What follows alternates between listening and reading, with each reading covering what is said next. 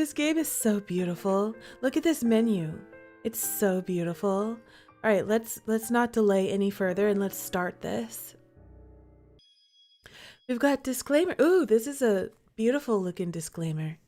We all carry scars with us, wounds that have healed with time, but that may still be sensitive. This is a story that may touch on some of these wounds. That is the best way to put a content warning that I've ever seen ever on anything in my entire life. It's like poetic. It's beautifully written as a content warning. I love that, actually. I really love it. Okay, here we go, y'all. Let's begin our story. The world you've come to is different now. In an era long past, dragons roamed these lands, masters of the aether, harbingers of justice, keepers of peace.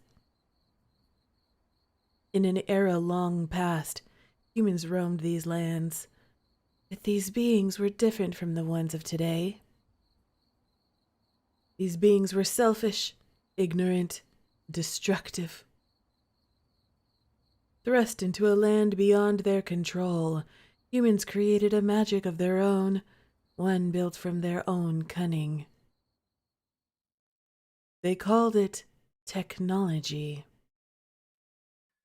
Technology was powerful, so powerful it rivaled even the might of their dragon protectors.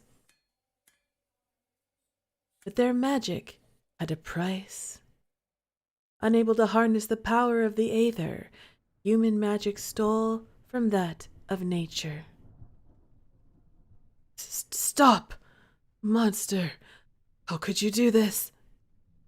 Ah! What have we done? Chaos descended.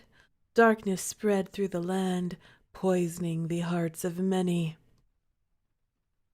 Until hope became a luxury few could afford. On a still moonlit night, a ritual was conducted. One with the power to reverse the destruction that ravaged these lands, but came at a terrible cost. And so marked the end of an era, and with it, the end of a powerful species. That's right. In an era long past, dragons roamed these lands, masters of the aether, harbingers of justice. I swear I just saw that. But these beings are no more. And in exchange for their noble sacrifice, all others were slowly able to recover. And recover they did. That was an intentional repetition of that first line because it's poetry and is expertly crafted. What is this? Hey, look. Magic? Could it be? In an era long past, humans roamed these lands. These beings were selfish, ignorant, destructive. Wait, did the humans replace the dragons? What's going on here? These beings were different from the ones of today. For you see, the dragons of lore left behind more than peace. They left behind their magic that humans could now access. With these newfound powers at their fingertips, humans carried on the legacy of peace left behind by the dragons. Thus began the dawn of a new age. Wow. At least, this is how the story of the world is told.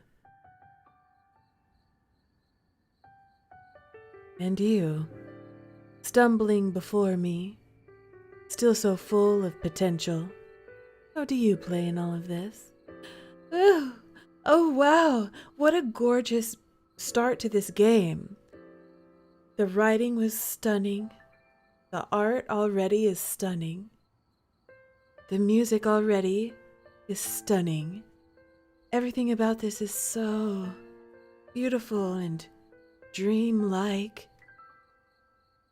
Also, while we're here, now that we've done the introduction to the game, we've read the background, let me tell you a little bit about this game overall. Yes, today, Stunners, we are playing Alaris. It's about dark, ancient secrets, dragon lore and fae. A super hot poster boy described as intent on having you to himself and lurking in the shadows. Say no more, I'm in. Yup, this Otome game just came out and I've been dying to play it, so we are taking a first look at the fantasy romance drama that is Alaris. It's by Crescence Studio. Congratulations, Crescence, on your new release. We already love it. It's beautiful. You've outdone yourself. Yes, good job. Okay, y'all. Even the dialogue box is pretty. You are correct, Maple Girly. Listen, all of us in the chat, we're so impressed. We love it already. It's so beautiful. Now, let us begin our story. And I see you do not even have a name yet. Oh, you do have a name. Very well. What is it? My name is Rue. Jitteroo. Yes. Rue? How strange. Then I shall know you as Rue. And how does one refer to you in this world? Please, choose all the pronouns you would like to use. All have a need for belonging. To find others that accept you no matter what is a pure aspiration. Your wish is inspiring. May you find it one day. I'm going for the charismatic, because I feel like that'll be interesting. That'll fit me. You know, that's like what I want to do. I want to be charismatic. Strength will be needed for this journey of yours. Fortunately, I see great strength within you. You did rejection too. Can you pick a pampered house cat as a goal? I like the way you think, Milky. I would like to also be a pampered house cat or a pampered dog. You know? Yes. For you, it seems charisma is important. You remind me of the lovers of lore. But perhaps you perceive yourself differently. Tell me, how would you describe yourself? I would say I'm pretty charismatic. Yes, I see. Thank you for answering my questions. It has been enlightening. I look forward to seeing what this life has in store for you. I'm in. I'm in! Chapter 1, A New Dawn.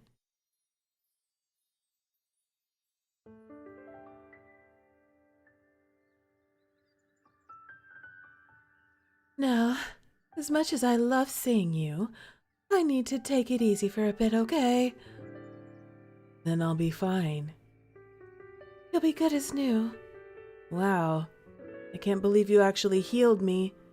Nothing's ever worked. Not to brag, but I do get that a lot. I bet. Thank you, Rue. Then I'll be going. Of course. Hopefully our next session is the last one. The patient left right as I got a message on my communicator. Mom, coming home soon?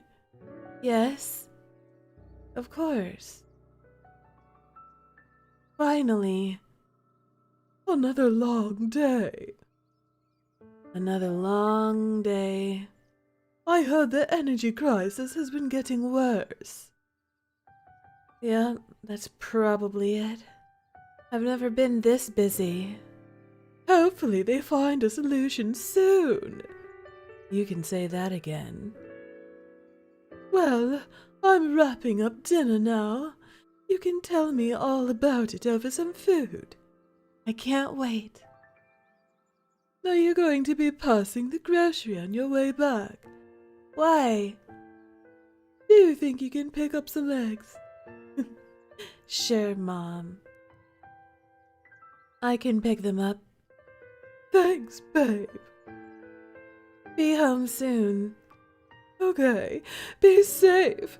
There have been more overtaken incidents. I will. Okay? I'll be fine. Don't worry about me, Mom. Love you. Love you too.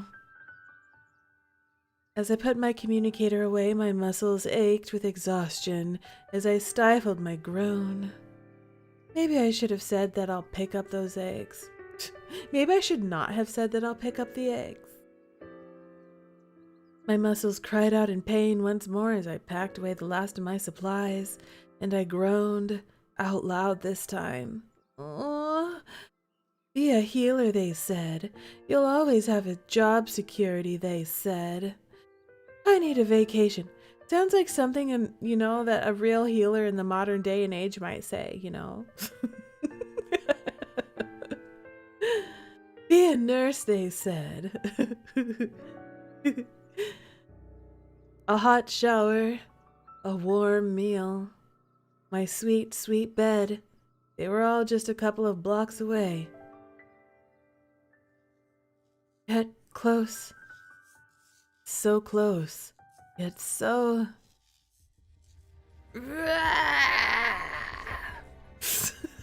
What's going on here? Hi, Gray. Welcome, you stunner. Thank you for being here. You've been playing Alaris non-stop. I'm already down bad for this game. I'm so intrigued. This is my first time playing it. My first look at Alaris. Electric air. The smell of ozone. Energy so concentrated it tasted acrid. Overtaken. Kuna. That's how you say it. Thank you so much for telling me. Hi, Azure X Twilight. Welcome, Stunner. Thank you for being here. I'm so happy to see you. And overtaken. My heart rate quickened as I stared into the inhuman void of their eyes, at the blurred outline of their silhouette.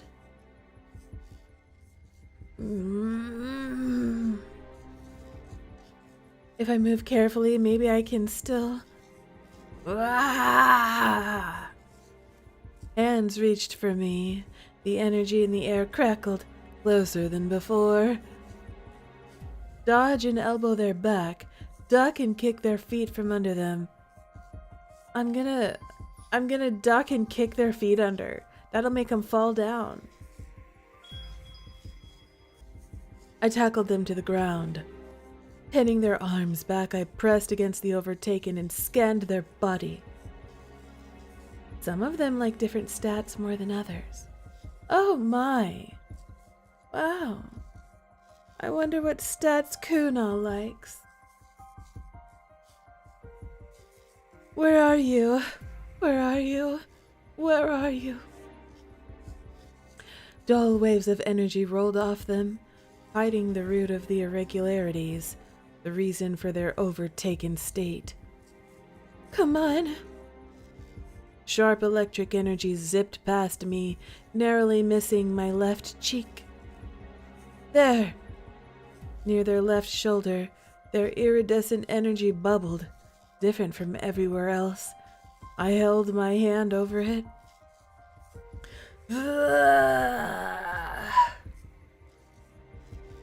Vocal one, aren't you? Just work with me here. Or don't. I channeled my energy towards their shoulder. The familiar warm feeling of my magic radiated from my hand. Slowly mine intertwined with theirs until the bubbling settled. Wow, their skin's like bubbling and stuff? That sounds horrific. The overtaken relaxed, the sharp bolts of electricity ceasing soon after. Phew. Cautiously, I released them as I shifted my focus to their vitals. Everything seems stable. The overtaken incidents really are rising. This is the 5th one I've run into just this month. Where are they coming from? Please, step away from that person! You don't have to yell at me. I jumped at the commanding voice and turned to see 2 people rushing toward me. Hi, hotties. I happen to know that you look like a couple of love interests for this game. Look at all those muscles. Look at those tight shirts. Are those shirts, or did you just, like, spray paint a shirt onto your body? Is that spray paint? Because that's a lot of muscles. It's just painted on. It's just painted on. Who needs a shirt? We're just gonna body paint. That's all we need. It's all we need. Hi, good sirs. Drakes? Already? So, they are wearing the same outfit, so that must be how we know that they're drakes, is what they're wearing. Khaki pants and body spray. Usually I'm out of here by the time they arrive. But on second glance I could tell these 2 were different. The sexy Drake uniform. Gotta show off the muscles. Exactly. Yes. Dragon horns. Are you a dragon, sir? I can't remember the last time I saw someone with a physical manifestation of energy. Strength emanated from him, almost overwhelmingly so, from the self-assured way he carried himself to his towering frame, to his deep emerald energy. Deep emerald energy, yes. And his partner was no less intriguing. Yes, that's the correct word. Intriguing. A kaleidoscope of energy, from rubied reds to sapphired blues, followed by their every movement. I've never seen such a complex aura. Are you hurt? Wow, did you hear that voice? My goodness. I really like that voice. Yes. I'm a little tired, but otherwise fine. The voice acting goes crazy in this game. Everyone ate. Oh my god. I'm so down. Just got off work, so the last thing I wanted to run into was an overtaken, am I right? The Drakes. You seem to be rather calm right now. Do I? Oh my. Overtaken are quite dangerous. Most find themselves overwhelmed when encountering one. Caution slowed his speech, sharpened his gaze. Were they suspicious of me? I guess it makes sense given how difficult overtaken can be. Overtaken can be to take down. It's overwhelming, but after the 5th overtaken, you start to get a handle on things. 5? What's your secret? Oh, man, we need someone like you at Central. Are you trying to recruit me? It's true. Many of our own Drakes struggle holding their own against the overtaken. A Drake? Oh wow. No, I think you guys have the wrong idea. What do you mean? I'm a healer. I'm less fighting the overtaken and more healing them, I guess. You heal them?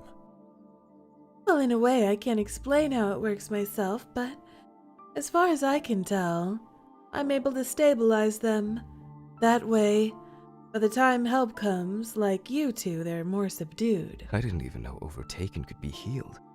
I thought once they enter that state, they have to be knocked out. And sometimes, even that's not enough. I wasn't aware of this either. I wouldn't be surprised if you were actually the only person who knew this. Healing them. This could change everything about how we deal with the Overtaken. He gestured towards the Overtaken. Do you mind if I take a look? Not at all. Go ahead. As I stepped aside, he knelt and surveyed the Overtaken with a surprising amount of expertise. Interesting. Their vitals are normal. And there's no sign of serious injuries. Excuse us for a moment. What do you think? This might help with the Overtaken crisis. It's just one person, though. And what if it's a fluke? I can hear you, by the way. They said they've healed at least 5 Overtaken. Etsa might know what to do with them. Listen, I can hear you. They'd probably go crazy over this. You think this healer will help us, though? What are those two whispering about over there? Only one way to find out. Quit whispering about me like I'm not standing right here. I'm right here. I can hear you. Literally. Because it's voice acted. I can hear. True. All right. Let's ask. I have an idea on how to convince them. Oh, God. Don't tell me you're going to hit on me or something. Huh? Wait, no, Kane! What are you doing? Why are you getting so close to me, sir? The red-haired Drake fixed their gaze on me, eyes glimmering. Usually, I prefer to get to know someone before requesting so much. But we could use someone like you at Central. Your approach is certainly more effective than what we've been doing. Is this game fully voice acted, y'all, or is it partially voice acted? That's what I want to know. Okay. Of course. We'd do everything in our power to make it worth your while. Ah, it's partially voice acted. I'm so glad. I would much rather have partial voice acting than no voice acting. Any kind of voice acting that I can have in any of these visual novels, I will take it. I love voice acting in visual novels. They have the same outfit. You didn't know. They do have the same outfit. Yep, they're in the same group. Okay, they're gonna make it worth my while. You better. Ruby strands grazed my shoulder. Their breath tickled my ear as they whispered to me. I'm sure we could reach an arrangement that would make everyone happy. What? He did come up to me to hit on me. He was like, hey, I'm going to recruit you by trying to mac on you. That's what this man just did. Sir, how dare you? Also, hi. I mean, he is hot, okay? Don't judge me. But that's, like, probably not the most effective way to hire somebody. I'm just saying.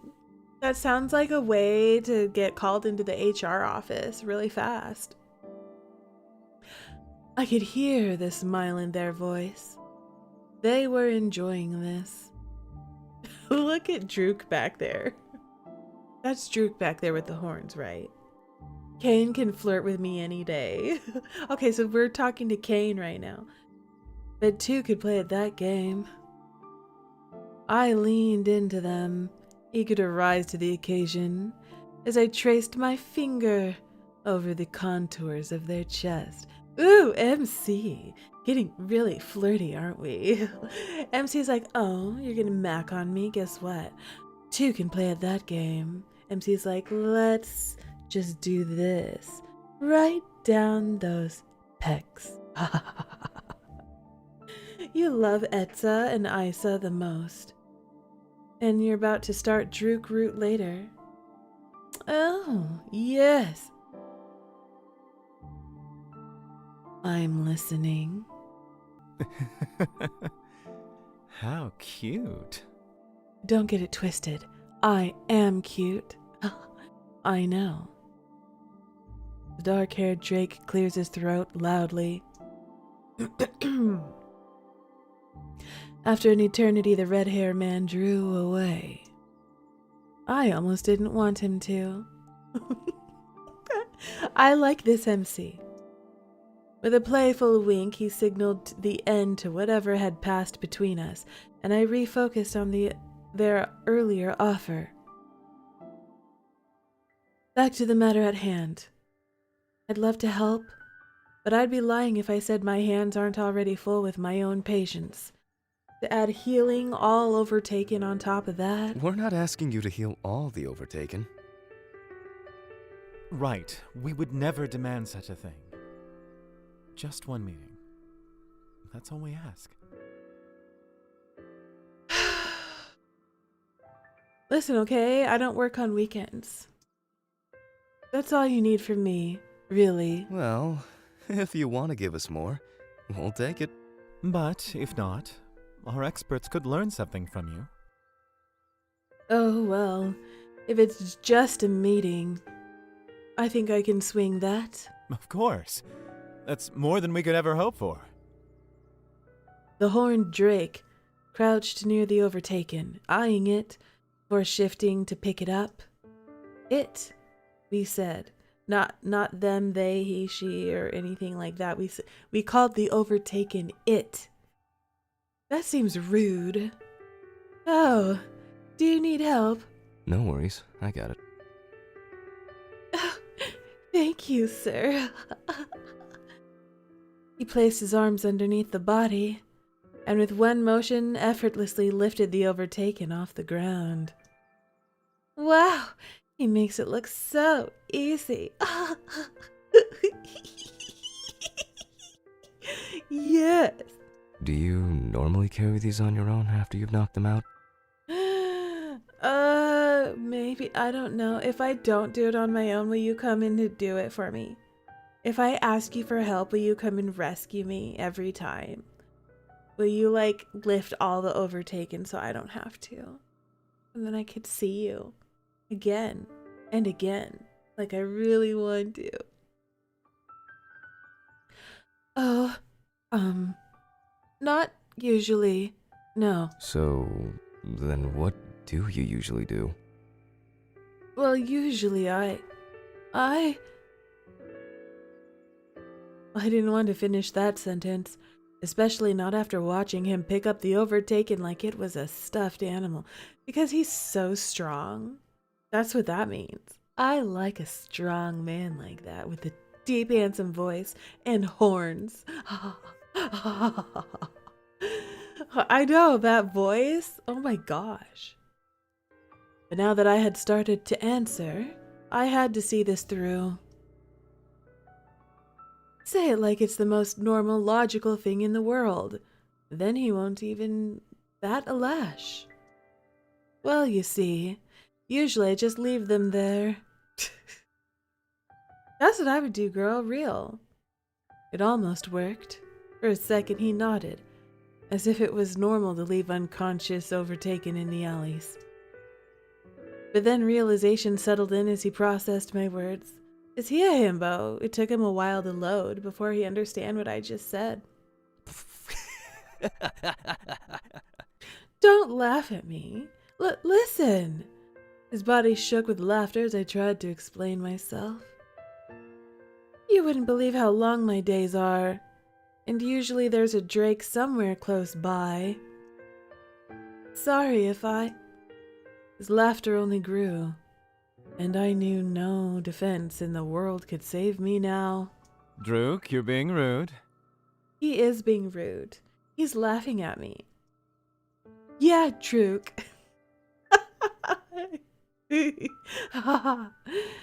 After being scolded by his fellow drake, Drook's laughter slowly subsided. He's Drook the Drake.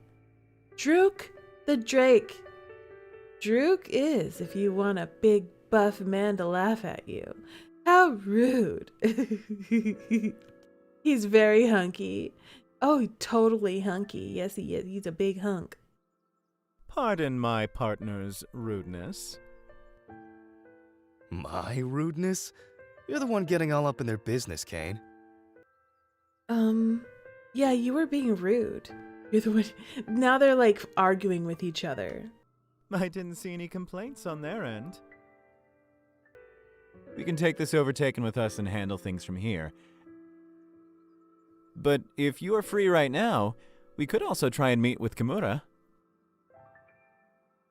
You'd want me to meet with Central now? And with Kimura at that?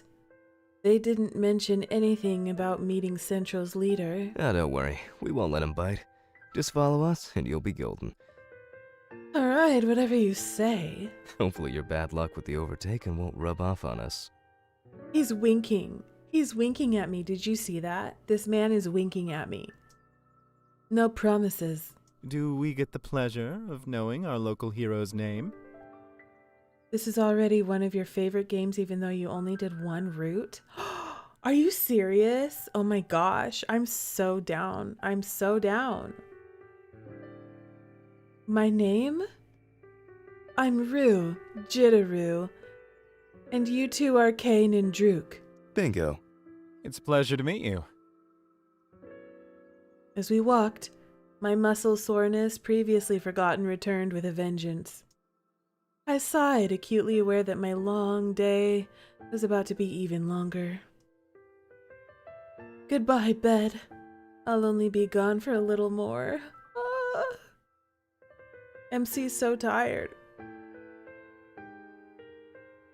That's not a love interest, is it? I don't recall seeing on the itch page or the game page that person, but they're mighty fine. Don't tell me this is like the hot undateable side dish that you devs insist on doing. It's the hot side character. How dare? Why?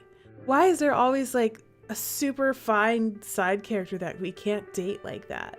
Why? Every single Otome game, every single one. There's not a single one that I've played that has side characters in it where I didn't want to date the side characters. In addition to the delicious love interest. I'm just saying. Why? Why y'all gotta draw them so hot if they're side characters, you know? That's what I want to know. I can't believe I'm meeting with Kimura right now. And on such short notice. How highly ranked are these two drakes? I saw it myself. Ryu heals the Overtaken. But the point remains. Perhaps we've been approaching the crisis all wrong. If the Overtaken are meant to be healed and not subdued, I understand. And Rue, this was your 5th encounter with an Overtaken. Yes, sir. No need to be so formal. 5th encounter this month, she said. Just this month? Then your approach must be effective. She also leaves the Overtaken in alleys. Don't rat me out. You just threw me under the bus. How dare. You didn't have to mention that part. Exactly. There's 2 side characters that you're supposed to have a route, but their goals weren't fully funded on the the Kickstarter. Got it. Well, I appreciate what we have.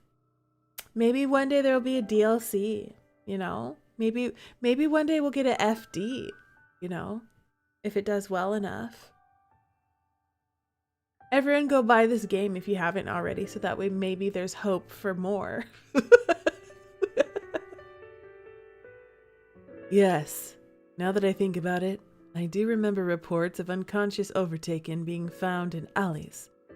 Guilty. We were hoping Etza might be here to make sense of Rue's process, but it seems they're out. Yes, I believe they mentioned checking on one of the nearby springs, said Kimura. Druk. Oh yeah, that was happening today? Kane. They're as busy as usual, I see. Is Etta the expert you mentioned earlier? Kane. Our crowning jewel at Central. Kimura. Etza is the head of our wyverns. They've been most directly involved with the Overtaken crisis. Seeing as they're not here today, would you be able to come in another day? Kane. Apologies, Rue, after we dragged you here and everything. No, it's fine. Just let me know when Etza's free. I'm sure we can work something out. Druk. Here, our contact information. Oh. Drook. Drook. Hi, this is Kane. We'll shoot you a message when we hear from Etza. Okay. I nodded in response as the others ended the meeting.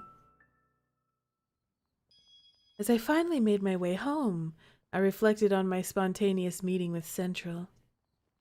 So, I'll be helping the head of Wyverns. But I'm just some self-taught healer. What could I be doing so differently from our town's official healers? Whatever the difference in our process, Kane and Drook seemed to think it could hold critical information. The backgrounds are so impressive. This is the same area that we were earlier. It's just nighttime. I like that. I like that we have a daytime and a nighttime version of this place. Wow. I guess one meeting won't hurt. Worst case scenario, it doesn't make a difference. Best case scenario, it helps the overtaken crisis. If I can change things for the better, why wouldn't I? You took the words right out of my mouth. Excuse me. Whose honeyed voice is that? Oh, bye. Oh, bye. That voice went hard.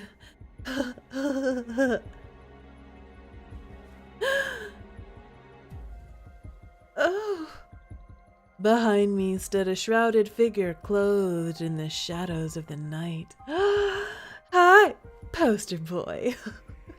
You look real delicious over there. Look at that shirt. Wow. It's totally see-through. He's got a cutout and everything. You love him? I love him. It's love at first sight. Oh my god. I'm down bad. He's super hot. And he has a really hot voice. And he's mysterious. He's enshrouded in darkness. I like that. He's looking at me kind of sus and flirty. I like that. He's barely wearing any clothes. I like that.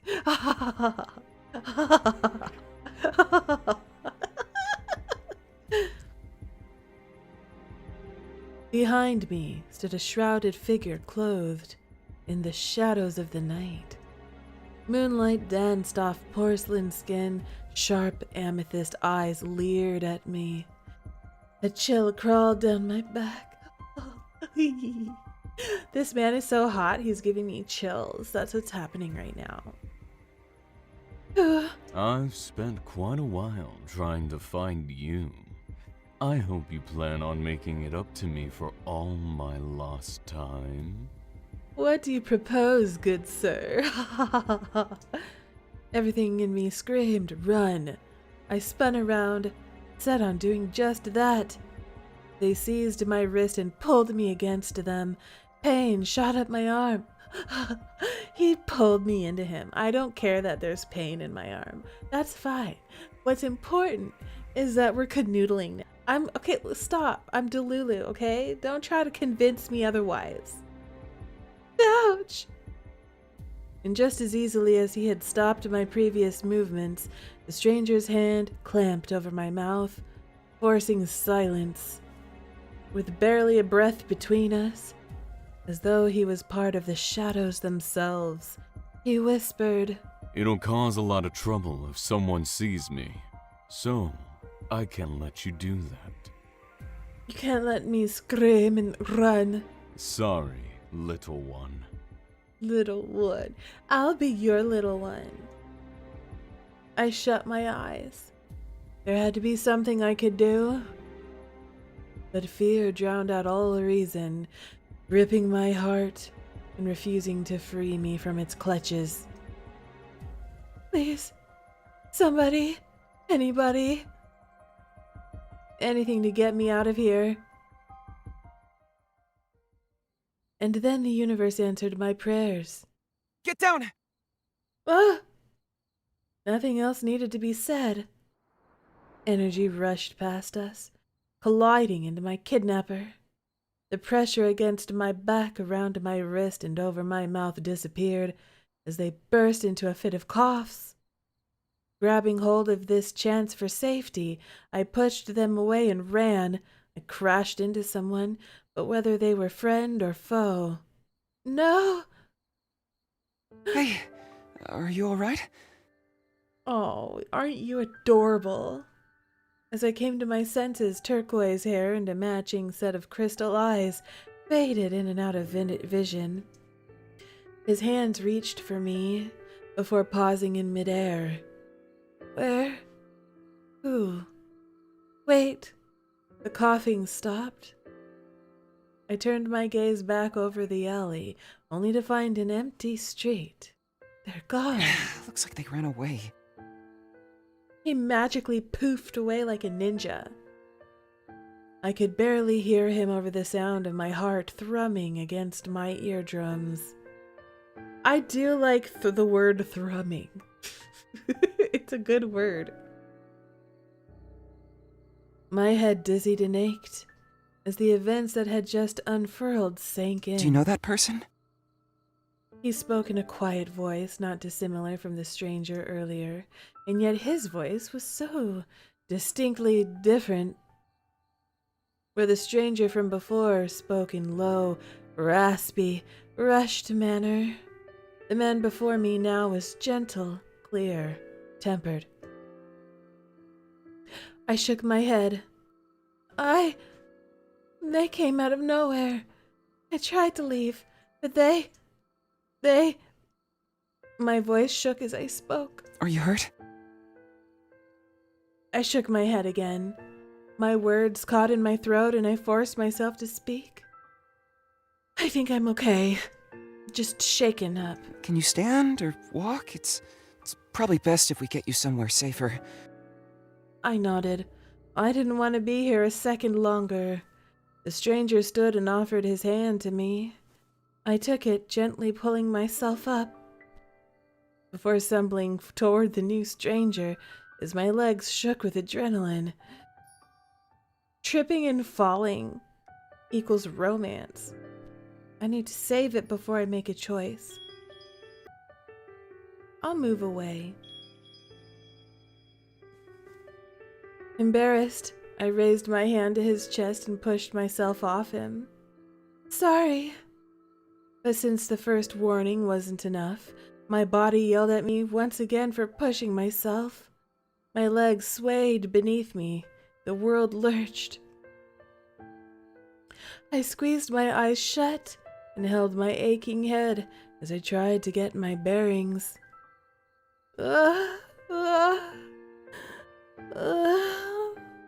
I'm all woozy. Hey, are you alright? I'm okay. Girl, don't lie. It's obvious you are not okay. Finally, I pulled myself off of him. His hands grazed my arms as he murmured, so quiet I almost missed it over the flurry of thoughts in my mind. You don't need to push yourself. Do you need help getting anywhere? I can walk with you, if you want. He's so precious. Look at him with his little blue, minty blue hair, his little outfit. He's adorable.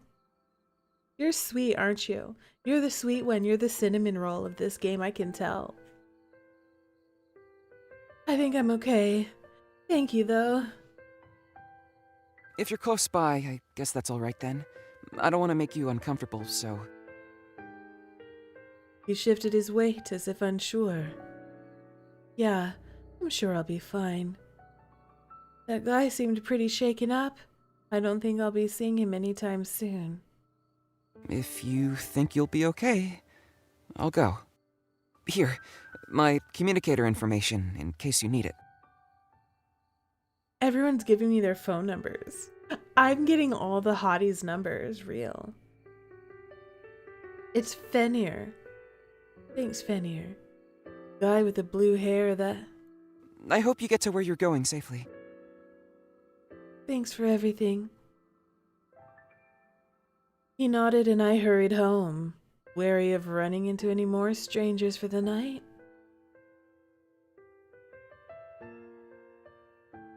Look at this background. I love how the light shines so beautifully and golden through everything. The way that these backgrounds handle lighting, I think that's what really makes it look so beautiful, so ethereal. I stared at the array of foliage around me. Today I was scheduled to meet with Etza, but after yesterday's chaos, this morning had been rough. And to add to my misery, I was now completely lost. Where am I? How does anyone get around this place? All the walkways look the same. What did Kane say about finding Etza's office? I reread his instructions, but at this point, I was too lost in Central's labyrinth for it to help. Kimura said Etza was the head of Wyverns too. I didn't want to disappoint someone so important, especially as my first impression. But at this rate, no, it's okay. I still have some time before I'm late. No need to freak out. I'm going left for no reason at all. Hello, can I help you? Oh, another kind soul offering me directions. Maybe this time it would actually lead me to Etza's office. I turned. Actually, only to stand face to face with an ethereal beauty.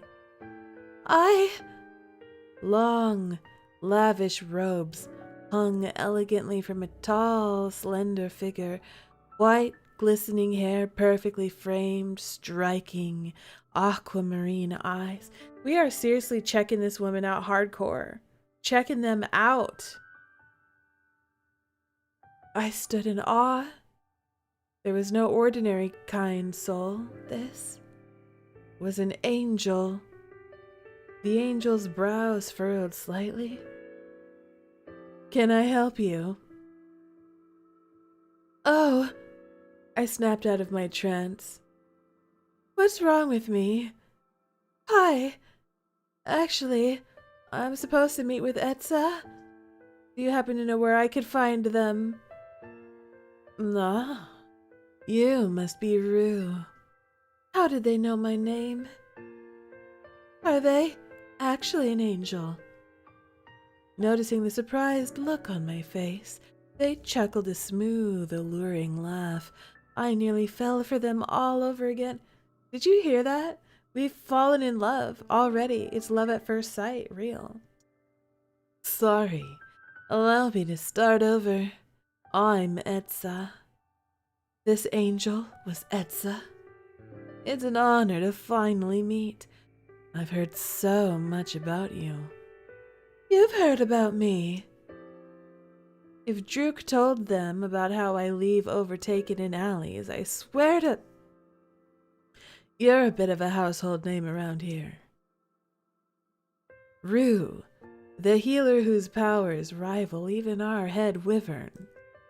And to think, you've even healed the overtaken. It's an honor. Etza bowed, a gesture befitting their elegant demeanor. Well, I'm gonna bow back. It was timed. Did you see that? There was a bar. I returned to gesture, as if on instinct, and bowed back. Hopefully it looked as graceful on me as it did on them. Please, I'm just doing my best to help. There's no need to treat me as someone so special. My heart skipped a beat when Etza met my gaze. We are seriously like down bad for Etza at first sight, more than anyone else in this game. Everyone else in this game are like, they're fine. Etza is real fine. Hi, Etza. The stories I've heard would disagree. But if that's what would make you more comfortable, I'm happy to oblige. Etza turned, gesturing for me to follow them. Come, I'll show you where we're to meet. I was close. I was about to head down this walkway before Etza showed up. We made a seemingly endless amount of turns.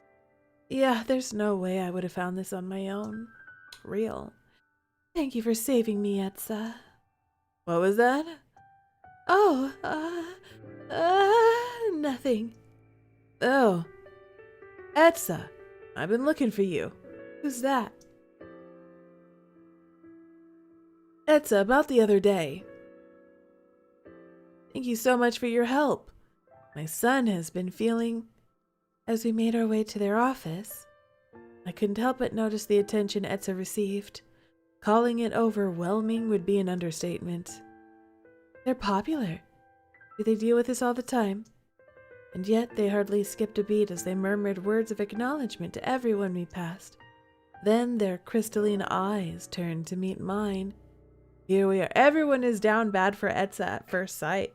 Everyone loves Etsa. Etsa's popular. I stepped inside and everything, from today's worries to yesterday's fatigue to burdens I'd forgotten I carried, melted away. In this place, there was only peace. Would you like something to drink? Could I have tea, coffee, juice, soda? I would like some coffee. In fact, I actually need caffeine. Coffee. They nodded before turning to make themselves a cup of tea. Your office? Do you like it? I've never felt anything like it. It's like it was made to calm me down. In a way it was. Their musical chuckle rang through the air. I could feel myself getting addicted to the sound of it. The music is beautiful too. I've spent a long time getting my office to feel, well, less like an office and more like me. Whatever they had done, it worked. The way the energy in here moved, softly and delicately echoed Etsa's own demeanor. Here. They handed my drink to me and I thanked them as we both sat on their desks.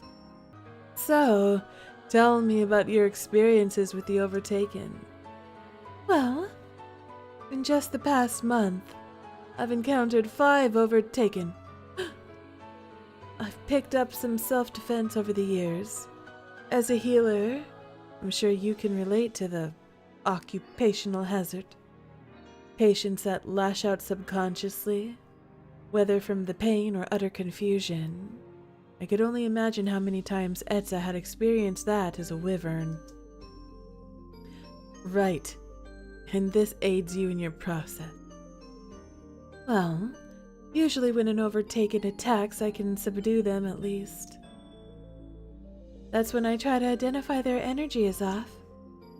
And by off, you mean... Most of the time, the energy looks erratic, unstable. It's not flowing naturally, or it's heavily concentrated in one area. Sometimes it's moving weird, or it seems to be disconnected from the person. You can see it. And cue the weird look everyone gives me. Yes, I can see their aura. Right. I know it sounds strange, but I can see energy. I braced myself for that look of disbelief, unease, and judgment. It was interesting. So far, this whole game is interesting. Also, take a look in the background. Do you see this? This is real human world, real world art. This is real art back there. They brought it into this game. Let's do some learning, okay? It's educational now. We're going to Wikipedia of all places. There's way better places to look up information, but Wikipedia is the top of Google, okay? So this painting over here, this is called The Great Wave off Kanagawa. Alright? Under the Wave off Kanagawa. is a wood block print by the Japanese ukiyo-e artist Hokusai in 1760 to 1849. 1760 to 1849, that's when they lived. It was created in late 1831 during the Edo period of Japanese history. The print depicts 3 boats moving through a storm-tossed sea with a large, cresting wave forming a spiral in the center over the boats, and Mount Fuji in the background. Wow! Beautiful. The print is Hokusai's best-known work, and the first in his series, 36 Views of Mount Fuji, in which the use of Peruvian blue revolutionized Japanese prints. The composition of the Great Wave is a synthesis of traditional Japanese prints and use of graphical perspective developed in Europe, and earned him immediate success in Japan and later in Europe, where Hokusai's art inspired works by the Impressionists. Several museums throughout the world hold copies of the Great Wave, many of which come from 19th century private collections of Japanese prints. Only about 100 prints in varying conditions are thought to have survived into the 21st century. The Great Wave off Kunagawa has been described as possibly the most reproduced image in all of the history of art, in quotations, as well as being a contender for the most famous artwork in Japanese history. Alright, there you know, you have now learned history. Japanese art history. You could even see, so Mount Fuji is where this is, the separator, but it's right there. And then here's the little boats and the Great Wave. It's this right here. Cool! I like that was added in here. That's pretty awesome. The one people always gave me when they found out I could see energy. But Etza's gaze held none of the animosity I had come to expect. Instead, their eyes glimmered with something akin to excitement, wonder. Actually, I understand. I'm the exact same. Wait, really? Well, I can't see energy, but I can sense it. Shifts in energy, the flow of it. I can feel it all. It's how I was able to attune my office. I've never met anyone who's been able to do the same. I haven't either. Anytime I tell people, they look at me like I'm crazy. Exactly. Silence extended between us. My heart raced at finding someone just like me. I wasn't sure if Etza felt the same, but as they held me in their gaze, I couldn't help but hope. Eventually, they looked away and cleared their throat. So, your vision helps you with healing the overtaken? It helps me see the areas of instability. Yes. Instability. Root, have you ever been to a spring by any chance?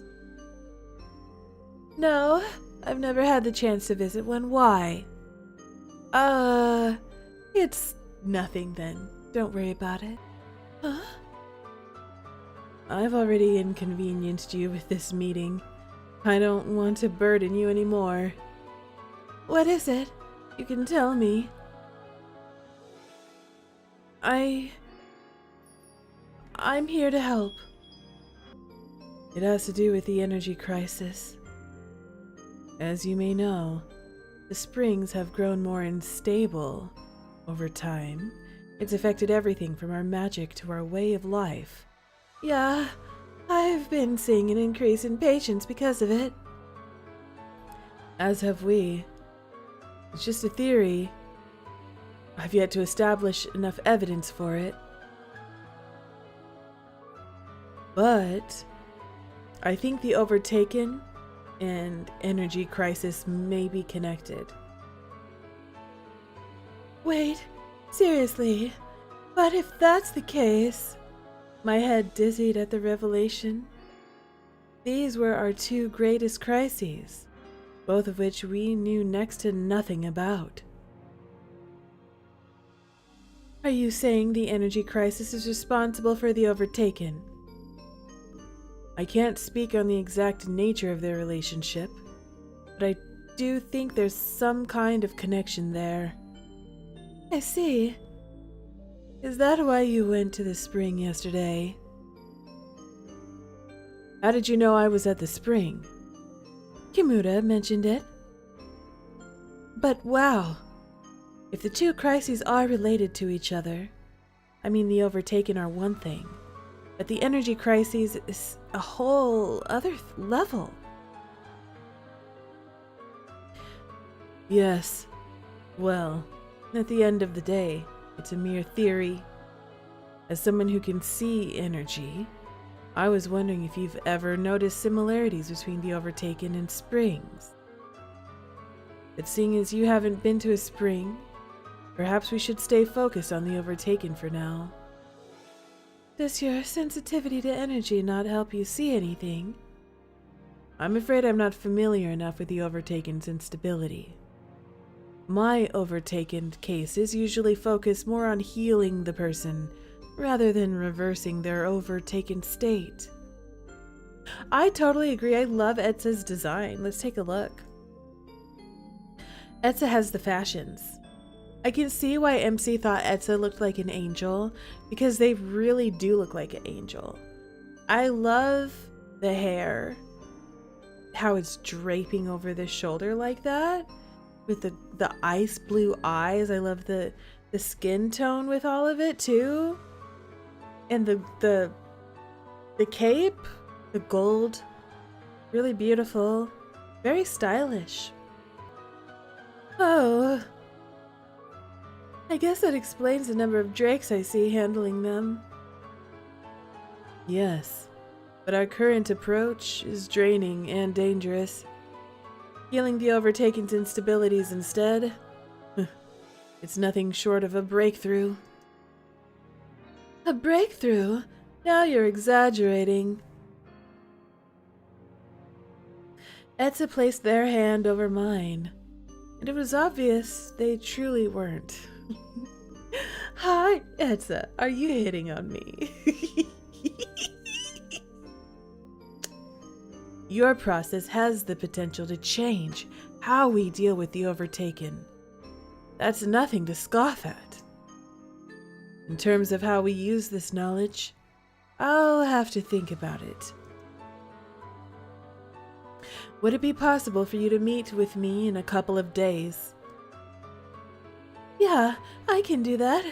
Yeah, very sophisticated. Totally. I'll send you a message when I'm available. Here, my communicator information. Okay. We have everybody's...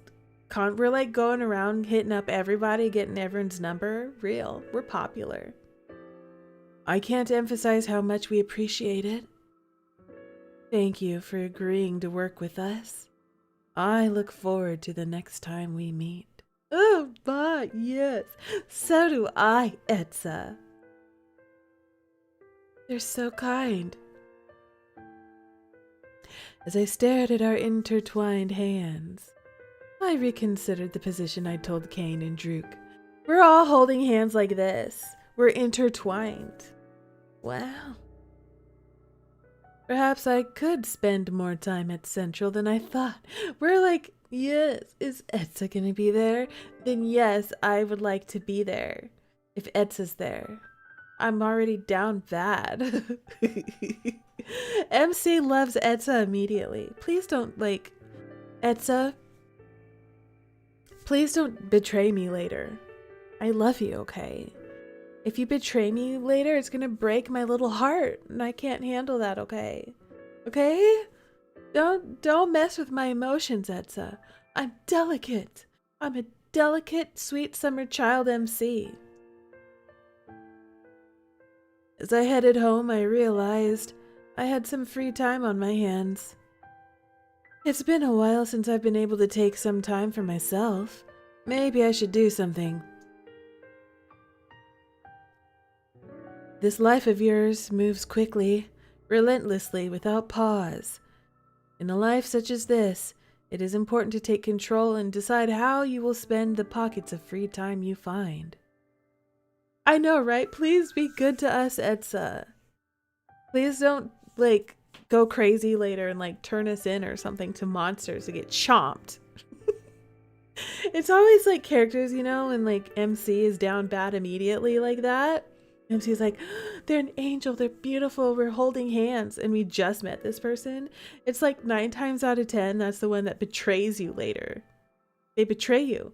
Whereas the one who's rough around the edges and is kind of being a jerk, the one that you're like, I'm not gonna like that guy, that always ends up to be the opposite. They're always actually they're really sweet.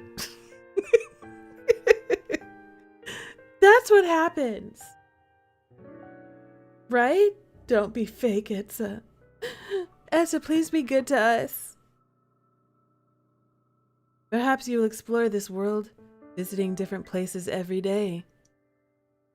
Or maybe you will find comfort in only one place, creating a safe haven for yourself to return to whenever you please.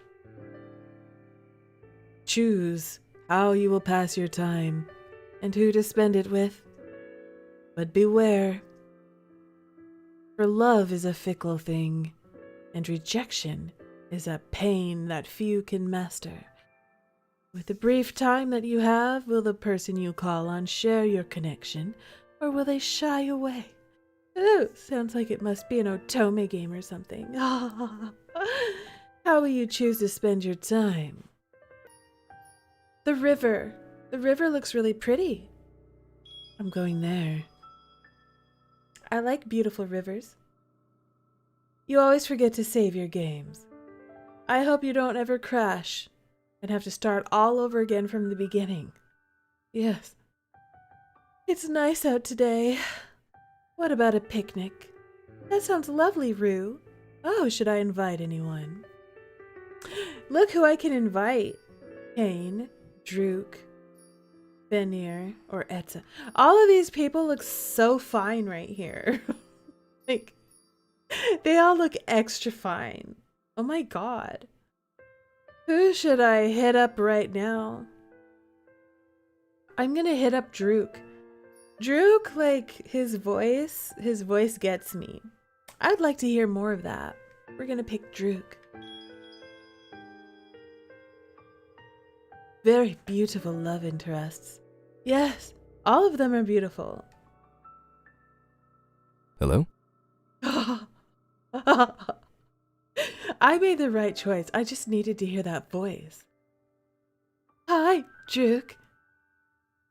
Rue? Hello? What's up? I had some free time and wanted to see if you wanted to hang out. Oh. Oh. If you're busy or don't want to, you don't have to. What? Oh, no, that's not it. I'm far from town right now. I was trying to see how long it would take me to get there.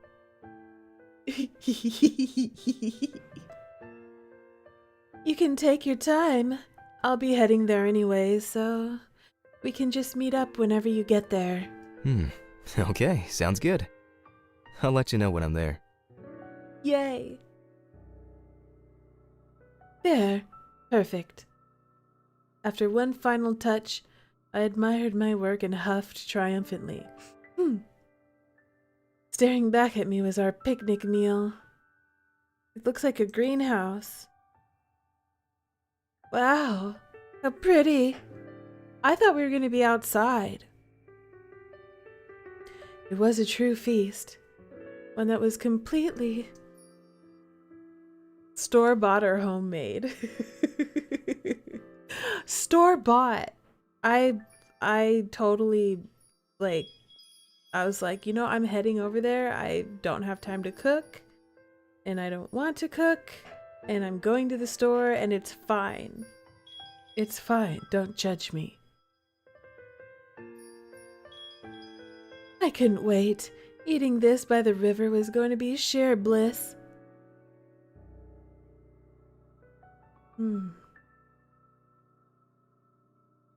Okay, Drook. Message Drook. You don't have the blanket yet? This question scares me. So, what exactly qualifies as a picnic blanket? This question scares me. You have a blanket, right? I'm about to head out. I have a blanket. Like a regular blanket works, right? Are you okay with it getting dirty? Because that's what's gonna happen. We're gonna sit on it in the grass.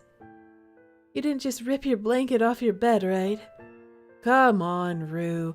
Have some faith in me. You just asked me what qualifies as a picnic blanket. Yeah. Do I have to go find a picnic blanket too? Nah, I got it. Don't worry. Forget I said anything. This conversation never happened. See you soon. I can't wait to see the picnic blanket.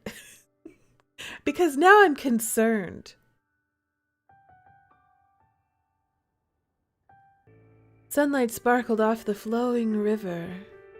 The sound of water splashing over wet stone mixed with the murmurs of passing people. Welcome back, Yuri Tashima. I'm so happy you're here. Yes, you stunner. You mean better than sitting on the ground? You know what? It's Drook's blanket. I'm not going to worry about where Drook got the blanket, okay? If it's the bed blanket, whatever. I'm sitting on it anyways. And you'll just have to wash it, Drook. You know? You're just going to have to wash it. Sunlight sparkled off of the flowing river. The sound of water splashing over wet stone mixed with the murmurs of passing people. Let's see. Where should we sit? Oh, that looks like a good spot. Rue. Drook jogged towards me from down the street, with an extremely big blanket nestled in his arms. Did you bring a king-size comforter or something? What is that? I wanted us to be comfortable. How adorable, Drook. You're so precious. You okay lying that on the ground? Yeah, let's chill. Come on. We walked towards an open spot by the riverbed. With one sweep of his arms, Drook covered the ground with his comforter. I sat on the plush pine green blanket, relishing its softness against my skin, and I had to admit, this felt nice. Maybe you're onto something here. Drook chuckled, making himself comfortable beside me. See? So, what's on the menu? Ready to be impressed. Hold on, let me prepare myself. You're going to a concert? Have fun, that sounds amazing. I hope you enjoy it. Drook's heart is in the right place, at least. Yes, exactly. One of your friends pointed out Drook sounds like one of your other friends, and now you can't unhear it. Drook is like your second favorite, and now he's ruined. Oh no! Okay, here's the thing, okay? Like, your love interest, they can't be named anybody that you know. That ruins it. If it's like your brother or a friend or somebody that you know, it's like they have the same name. No, it's ruined. If they sound like somebody that you know, or they look like somebody that you know, the love interest is ruined. That's why you gotta pick, like, you know, if they're gonna be a real love interest, like, you can pick a common name, I suppose, but you can't be too common, you know? It can't be like John or something, okay? Because there's too many Johns. Everybody knows a John, okay? You can't do that. Drook? I don't know. I know nobody named Drook. And I don't know anybody who sounds like Drook. So I'm good. I'm good with you, Drook. Okay, I'm ready. I opened the basket with a dramatic flourish. Dramatic. Behold! Drook peered inside before letting out a low whistle. You made this? No, I bought it. Hey, no shame in that. Good food is good food. What if I bought Bad food. Wow, after I sacrificed the very blanket I sleep with. You better be kidding. Druk handed my portion to me. As we dug in, we enjoyed the feeling of the sun on our skin, the breeze of the wind, and the comfort of each other's company. Oh, this is so sweet. I love this. I'm on a date with Druk right now, y'all. He's such a good date. Who's my favorite character so far?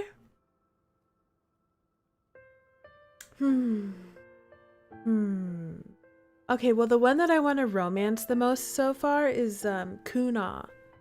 Because Kuna is a sus bad boy in the darkness who says that he wants me to be his. And I like all of that. Also, look at how he's dressed. Look at how the man is dressed. He's today's boyfriend. Okay? Look at that. And he has a hot voice. That's the one I have my eyes on the most right now. I sure do. And he's acting real sus. And I like that. If he wants me, I'll just go with him. It's fine, says Sylph. I know exactly, okay?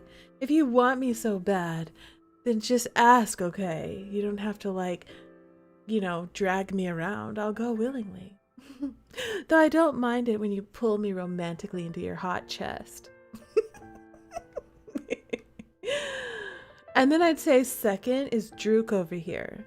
I'm very interested in Druk. Yes. I hummed in delight as I finished, leaning back in content. You can say that again. The sunlight danced off of the waves of his hair as Druk leaned back and sighed. Thanks for the invite, Rue. I needed it.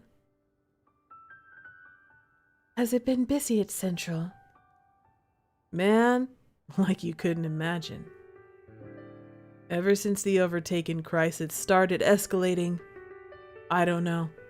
Things aren't the same as they used to be. Back in the day, Drakes didn't do much. Search for someone's missing keys, lift a couple of boxes, help out the town in small ways. Now we have to train, fight. It's weird. I thought about my own recent experiences with the Overtaken and with those strangers. He was right. Life felt different now. There was an air of danger that didn't exist before. But hey, I mean, it's not what we're here to talk about, right? I've learned some cool things at Central too. Like what? This is the coolest trick I got. You ready? Yes. Druk tore off his shirt. I mean, I'm just kidding. That's what I wish it said. Druk tore off a piece of his food and tossed it up before catching it in his mouth. Oh, are you showing off for me? You know, my dogs can do that. I can be like, catch, and then they'll snatch it out of the air, just like Druk did. Wow. Coolest thing you've ever seen, right? Are you a himbo? Sir. Druk trying to show off his skills. I know. Are you a himbo, sir, catching food in your mouth like my dogs do? That's adorable. I can do that too. You know, I'm gonna clap for this man, okay? That's what I'm gonna do. I'm gonna be like, you know what? I'm impressed. You know, that's like he wanted to show me he wanted to impress me, you know. He wanted to be like, I'm so cool. I can catch this grape in my mouth by throwing it up in the air. And you know what? I'm gonna enable him. I'm going to encourage it and I'm gonna clap for him because why not?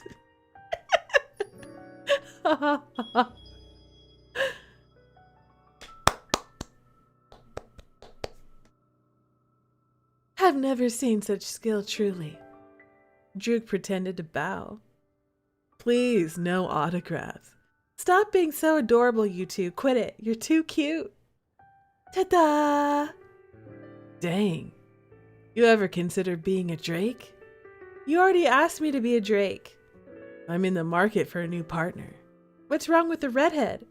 Kane's not cutting it for you. Nah, he can't catch food in his mouth. It's a deal breaker. Stop. How cute. I love this. A moment of pleasant silence settled over us, and I admired the scenery before us. Oh, yes, I'm definitely admiring the scenery. Yes, I'm admiring the scenery.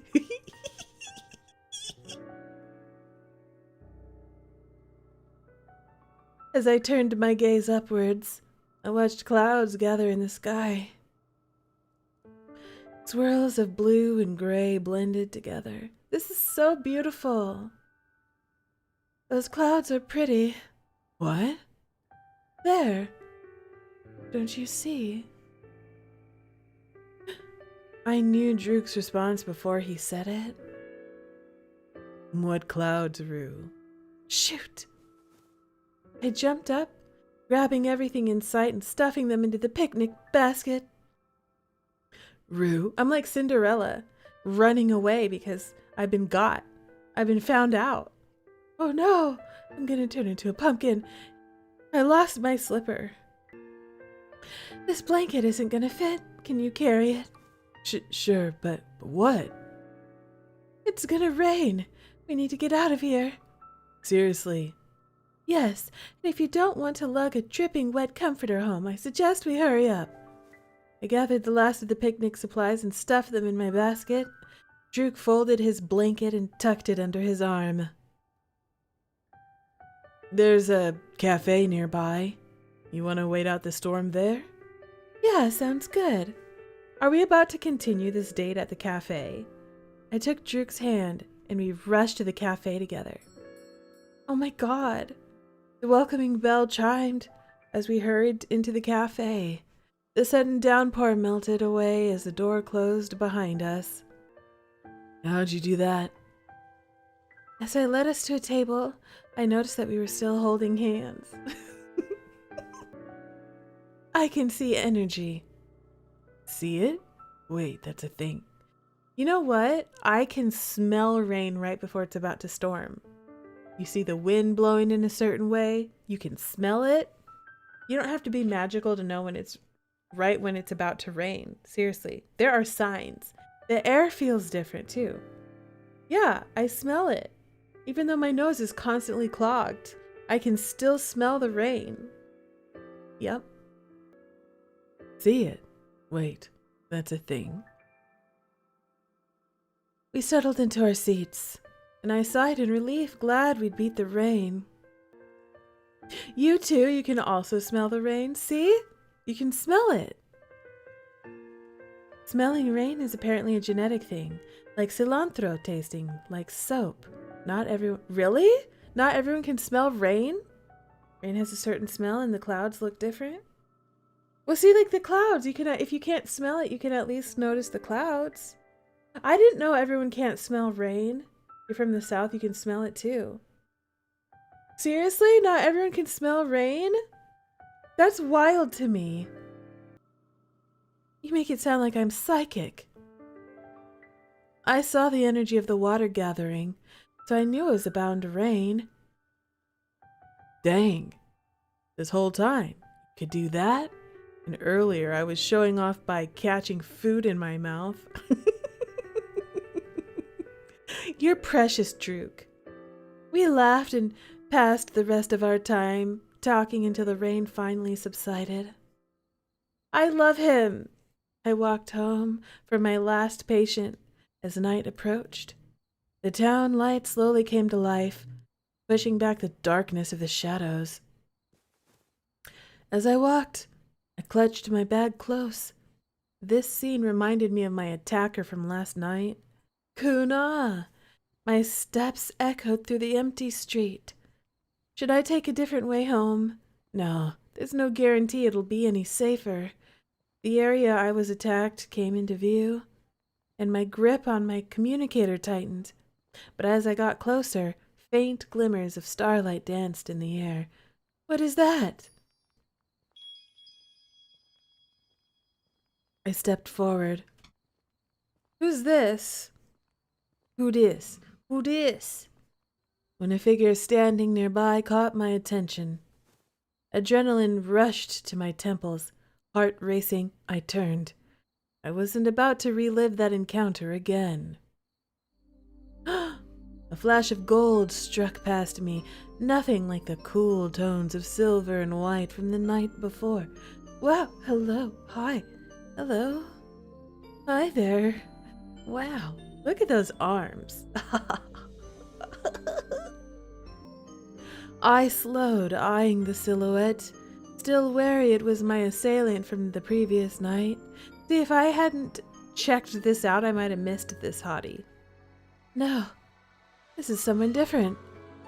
Hair golden like the sunlight that filters through the treetops, shimmered under the dim lighting. Their clothes were a myriad of greens, like the lush canopies of the forest. Are you an elf or something? Are you like a forest elf? They're watching the starlight too. I inched closer, daring myself to investigate. Do you see it too? The golden-haired stranger turned, their movements unnaturally smooth, and their cold expression made it clear that they hadn't wanted to be disturbed. Sorry, I didn't mean to interrupt. I noticed that light too, and didn't know what it was, since you were also staring at it. She looks so tough, you love her? Oh, you've been playing this one's route in your downtime? Popping it. Hi! Hello, Delia Art. Hello, Stunner. My gosh, I'm trying to... Wow, I'm meeting a new love interest hottie. Seriously. I need to like work out more so I can get arms like that. Serious. Those are peak arms. As if every word I said made them reject my presence even more, they scowled, the crease between their brows deepening. Their arm swept upwards, and with it a gust of wind so strong it threatened to uproot me from where I stood. It rushed past me. Sorry, I got distracted by muscles. Jeez, I get it. No need to be so dramatic. Wait. I paused and squinted before realizing only now it seemed so odd. It wasn't the eeriness of their golden gaze, or the unusual starlight, or the seemingly endless darkness around us. Oh my. It was the nothingness that came from them. Nothingness. The complete lack of energy. Well, that's disconcerting. But how is that? Everything has energy. The clouds, the trees, the air we breathe. To have no energy? What does that even mean? Questions rushed through my mind. But they were the ones I had no intention of answering. After last night's attack, I wasn't going to spend time with yet another unfathomable stranger. Yes, this is one of my favorite water bottles. It's indestructible. It's all banged up, but it's stainless steel on the inside, and I love it. I don't care that it's banged up. And it really retains all of the heat really well. Really, really well.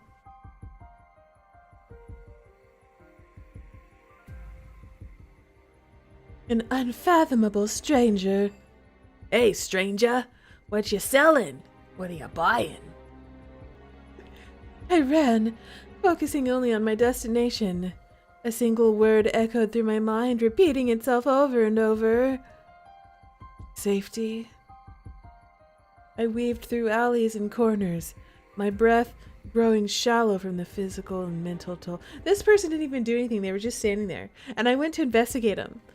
And then we were like, oh my god, they don't have an aura, so then we just started running. Can you imagine? What if you were like out on the street at night? And you were minding your own damn business. Okay? You're minding your own business. You're looking up at the sky. Some random stranger you've never met in your life and you don't care about and you weren't even responding to, just like comes creeping up on you. And then they look at you like you're crazy. And then they just turn around and start running for the hills like you're some kind of monster. Okay, that was rude, girl, rude. How would you feel if somebody did that to you, okay? Listen, that hottie with the arms, they were minding their own damn business. Okay? They were coming after you. MC took off running because the stranger looked the wrong way. I weaved through the alleys and corners, my breath growing shallow from the physical and mental toll. MC's like, man, I really need to run more. MC is like, I really need to do this more often so I can run from people who are minding their own damn business. But I pushed past the strain. I had to. Very dramatic. That's real dramatic of you, MC. MC was the one in their business. Exactly. You can relate. I too run away when people look at me. MC went up to the stranger in the first place. MC went up to them to investigate who's over there, being all nosy. And then they found out, and then they ran, okay? At least you, Sylph, people would be coming up to you, and then you would run away like a deer in the woods, okay? That's different. Just growl at them, and then they leave. Yeah, I would leave too, okay? If I walked up to somebody on the street, and maybe I'm just walking past them, and they turn around and look at me and go, "Rrr!" I'm gonna be like, excuse me? I ain't playing that game. I ain't playing that game, and I'm getting out of here. Right now. Huh, Penny? Now you got Sylph doing it. Sylph's gonna be growling at people. Don't do it. Alright, MC. MC's freaking out over this stranger, who MC was the one that went up to them, mind you. But I pushed past the strain. I had to. The only thing important to me was getting home. Mom. Are you sure you're all right? I can't see if I do the mom voice the way I usually do it. It peaks too much into the red. So I'm trying to like keep my voice as even as I can, so I don't blow your ears out. Because my stupid thing isn't working. Are you sure you're all right? I'm gonna have to like whisper as mom. Mom is like, wow, look at mom. Mom, you looking good. Just saying, you haven't aged a day, mom. You look the same age as when I was a baby. You didn't expect mom to have green hair. I know, I wasn't either, to be honest. Nice. Worried hands gripped my shoulders, forcefully turning me around as mom inspected me. Cress is like Esh, tormenting us with hot side characters. Yes, that is true. That is true. I saw that one guy, what was his name? Kimura? I was like, oh my god, look at that guy. He's so fine. And then it's like, oh, not a love interest. You can't date him. Nope. How dare. My heart thudded against my chest, finally slowing down from the adrenaline. Yeah, I'm sure. I made it home. I may have been in the safety of my living room, but my mind was elsewhere. Specifically, where that starlight and stranger were. Who were they? Where was their energy? How could they cast magic without it? A headache-inducing storm of questions swirled in my mind. I thought I wouldn't need the answers, that these questions and any desire to answer them would be left behind when I ran. But it was clear that wasn't the case. Mom pulled me from my thoughts and into a hug. Mom, I'm so glad you're okay. I told you, didn't I? I tried to flash a reassuring smile, failing miserably as a grimace graced my face instead. What happened? You burst through the door in such a rush, too. I told her about tonight's mysterious stranger, their investigation of the starlight, their magic, and their lack of energy. No energy? How is that possible? Exactly. Maybe they have a special kind, one that even you can't see. Maybe. But as I uttered those words, I knew I didn't believe them. Something tugged at me. Something about this stranger was different.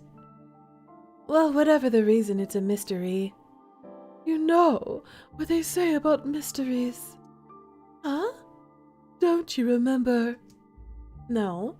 Am I supposed to? Grandma used to recite this to you all the time when you were younger.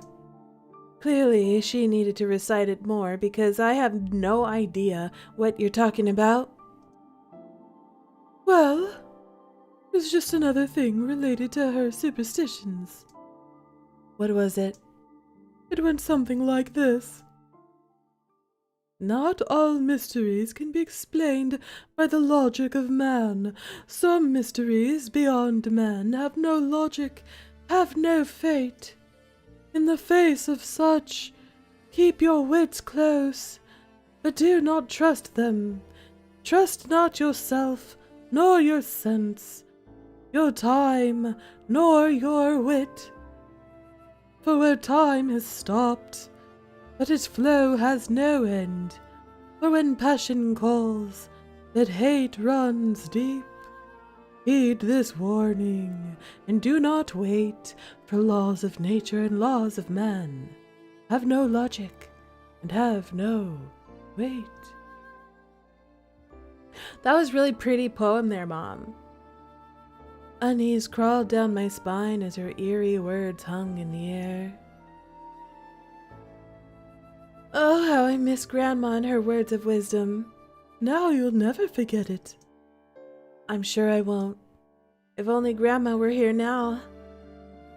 What would she say? What would she have to say about my no-energy mystery? Oh, she'd probably go on about those creatures she was always talking about. What were they called again? Ah, that's right. Can Mom see the energy? Fae. There's Fae in this game. The back of my head tingled. Fae? What a strange word.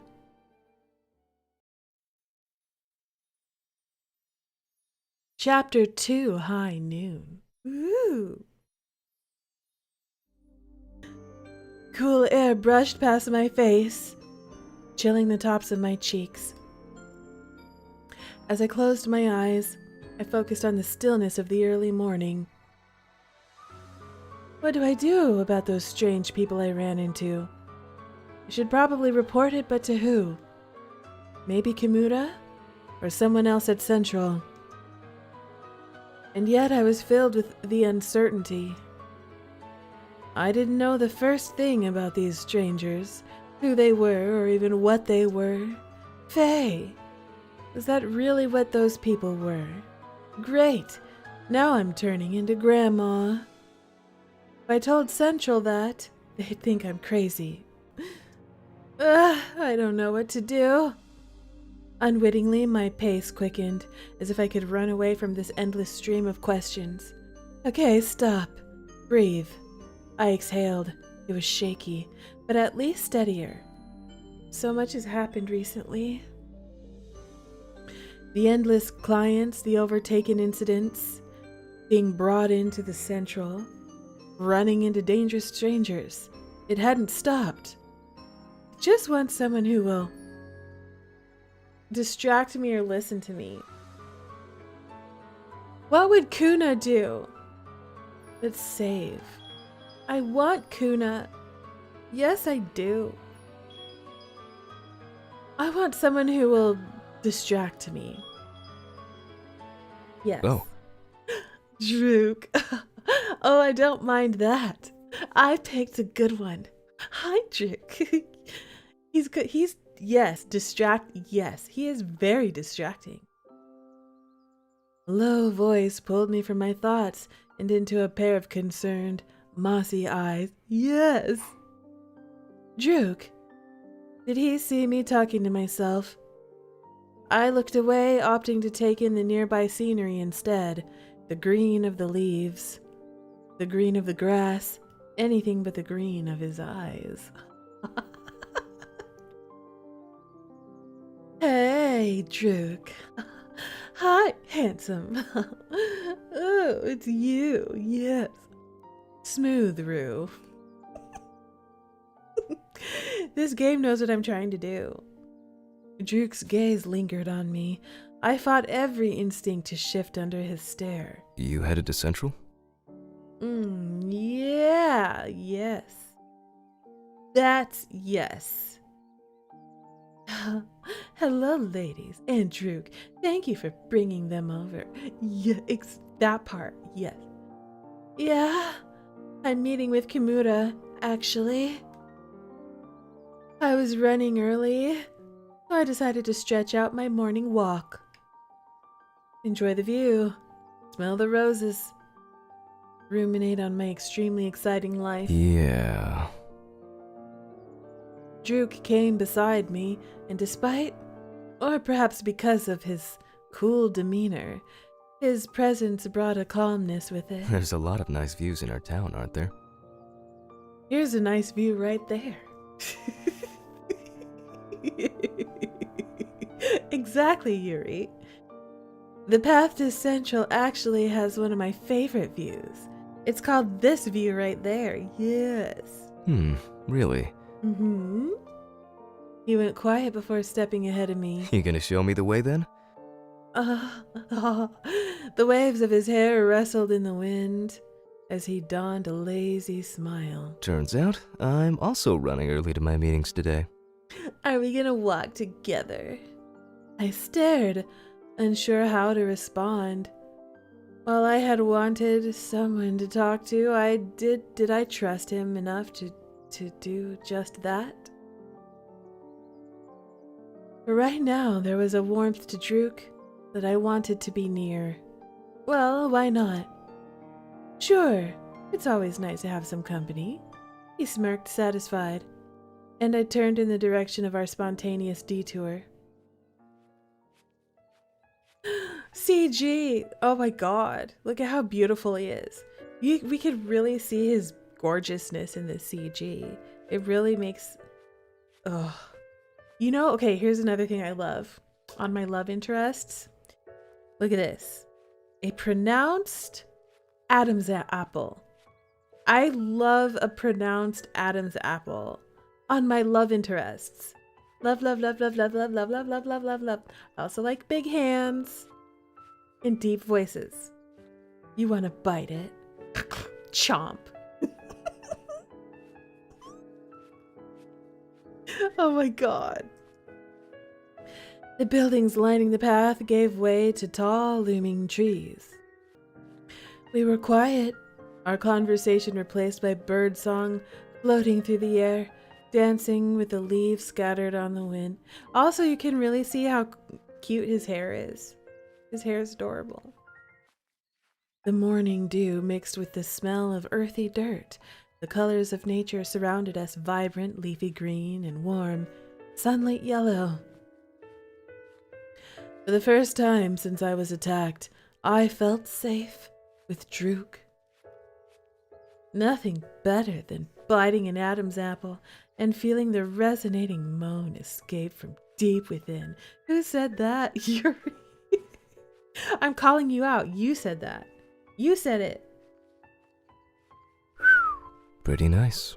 Oh, God.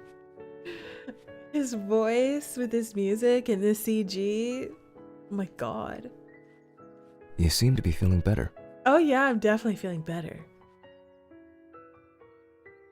Look at the light. Look at how the light is on his sprite. There's so much attention to detail in this. It's beautiful. It's masterfully crafted. Every little tiny bit of light was paid attention to. Even the spots of light on his face shining through the trees, through the leaves. Even the shadowing on his abs. Wow.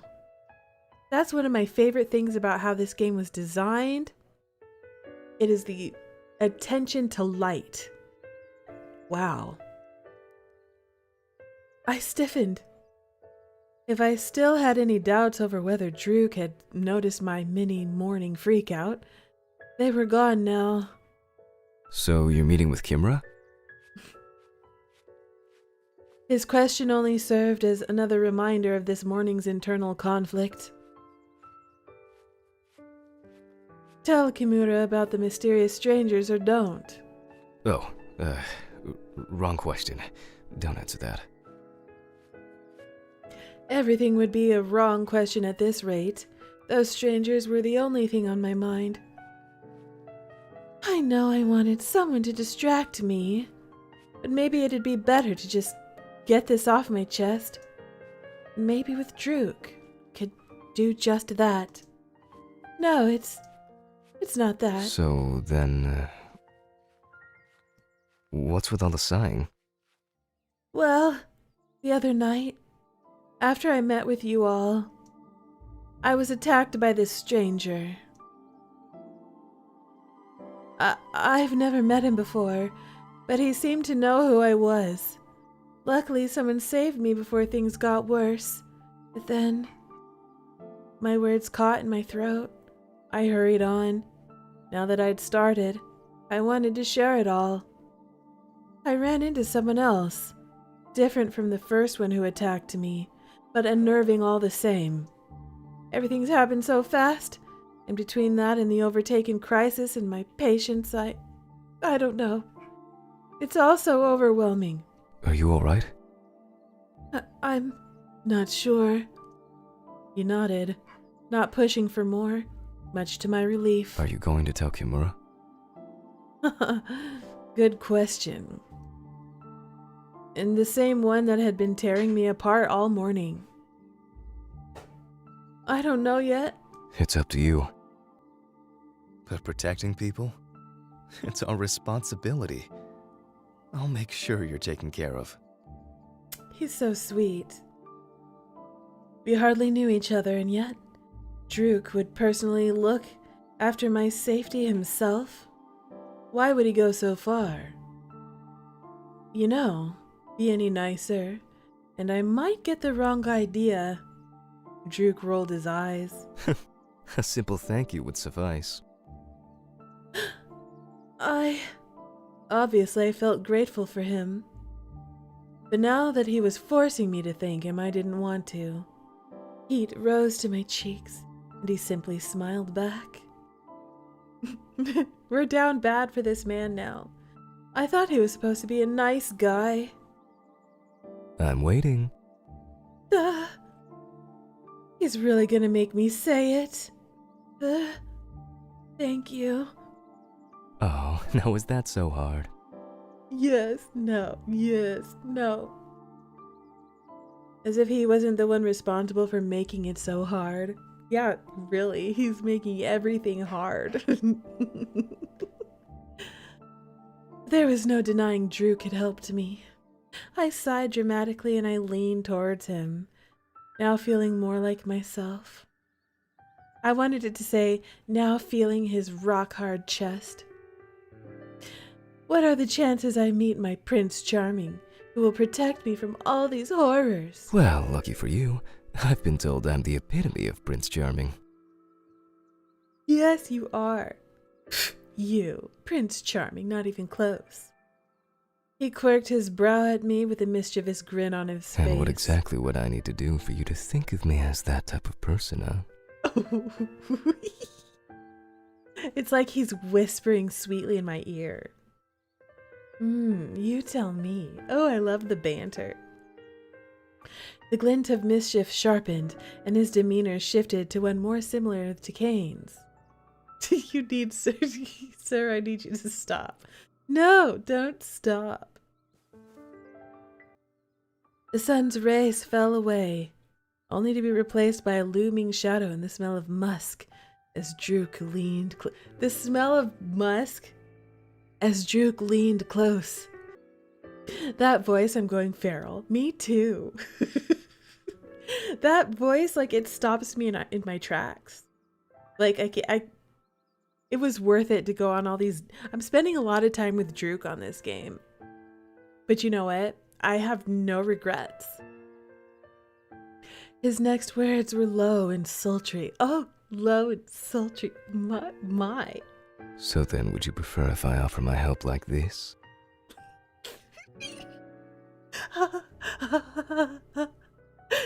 Yes. Like Cain? Oh. Y'all. Yeah, I can't. Oh my god. Would that make a more convincing Prince Charming for you? This voice actor ate. This voice actor ate. Oh my god. Play along or play it cool.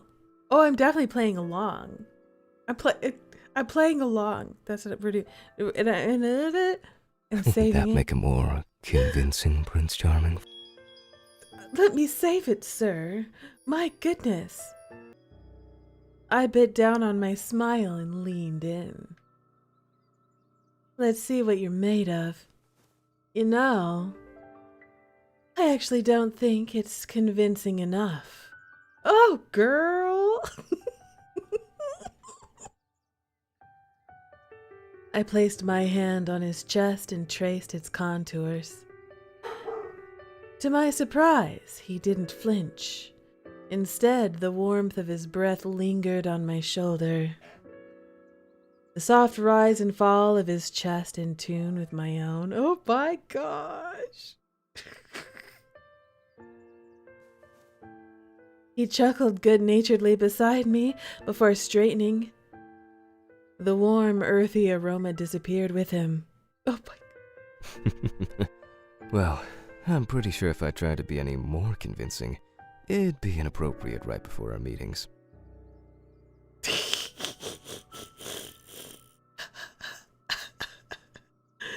I laughed and his emerald eyes glimmered brighter than before. Let's look at our points with this man. 24%. Still not as high as Etza. Wow. My god. We should probably hurry to Central. Now we might actually be late for our meetings. Excuse me, what? What did you say? I was distracted by your hot voice. I nodded, still reveling in the sound of Drook's laugh. Oh yes, we were reveling. Yes, we were. The lightness it brought, and the way it had removed the weight of my anxiety.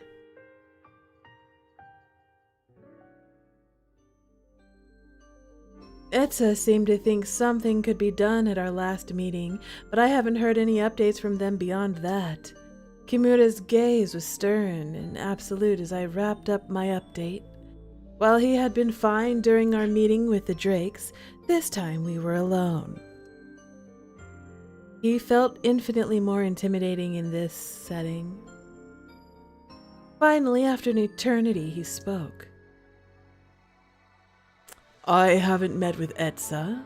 We both have been busy, but I trust their discretion. It's more than we asked for, but if you could continue helping us at Central, I'm sure our members would appreciate it. Forget the meeting, keep going. I know. How about we just play hooky together? Could we do that? Your insight into the Overtaken may help even more than we initially believed. Yeah, I can continue meeting with Etza as needed. This is important, especially if this is connected to the energy crisis. Etza shared that with you. I had to push them a little, but yes, eventually. Interesting. Etza hasn't had a partner to help them lead the Overtaken crisis. With your help, perhaps we can make headway faster than before. Whatever you all need.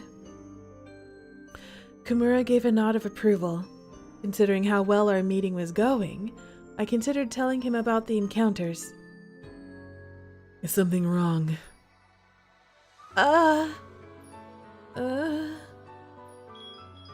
You know what? I think I trust Kimura.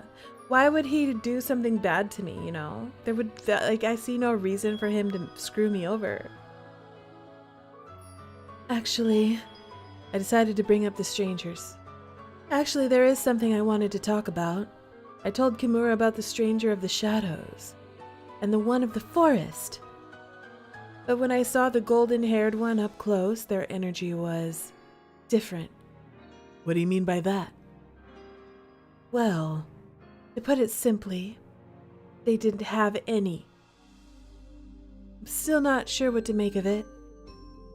I'm sorry to hear so much has happened to you, especially back to back. Do you have any idea who these people are? My mind silently answered, with what was evidently my new favorite word, Fae. I'm still not sure. Perhaps this is related to the Overtaken. With the Overtaken crisis escalating, is it possible some Overtaken have evolved into the beings you ran into? Well, it's not impossible. The gnawing feeling in my stomach only grew stronger. With each passing second, my belief that these creatures were Fae solidified. Why am I so hung up on this word? If you'd like, we could assign a Drake to you for protection. It seems you could use it. Especially if this is related to the Overtaken. It could get worse. I have a request. If you're going to assign me a Drake, I would like one particular Drake that has a super hot voice and green eyes. Okay. Protection sounds like a good idea. I need a bodyguard. Okay. Named Drew. Drew the Drake. But the thought of these strangers compelled me. Against all reason, I felt drawn to them. I think I'll be okay for now. No protection needed. Are you sure about that, girl?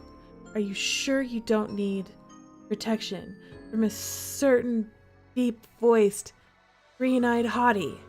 Just saying. I'm just saying. It sounds like a good idea to me. If anything changes, I'll be sure to let you know. If that's all, you're dismissed. I nodded, turning towards the door, eager to leave. Was that the right choice? Shaking my head, I strode away from Kimura, my mind a mess. Why wouldn't it be? Unable to relinquish thoughts of Fae, I stood in the library at Central. This is the most stunning library I've ever laid eyes on. Ever. It is the most beautiful library I've ever seen in fiction or reality or anything in between. This is gorgeous. Wow.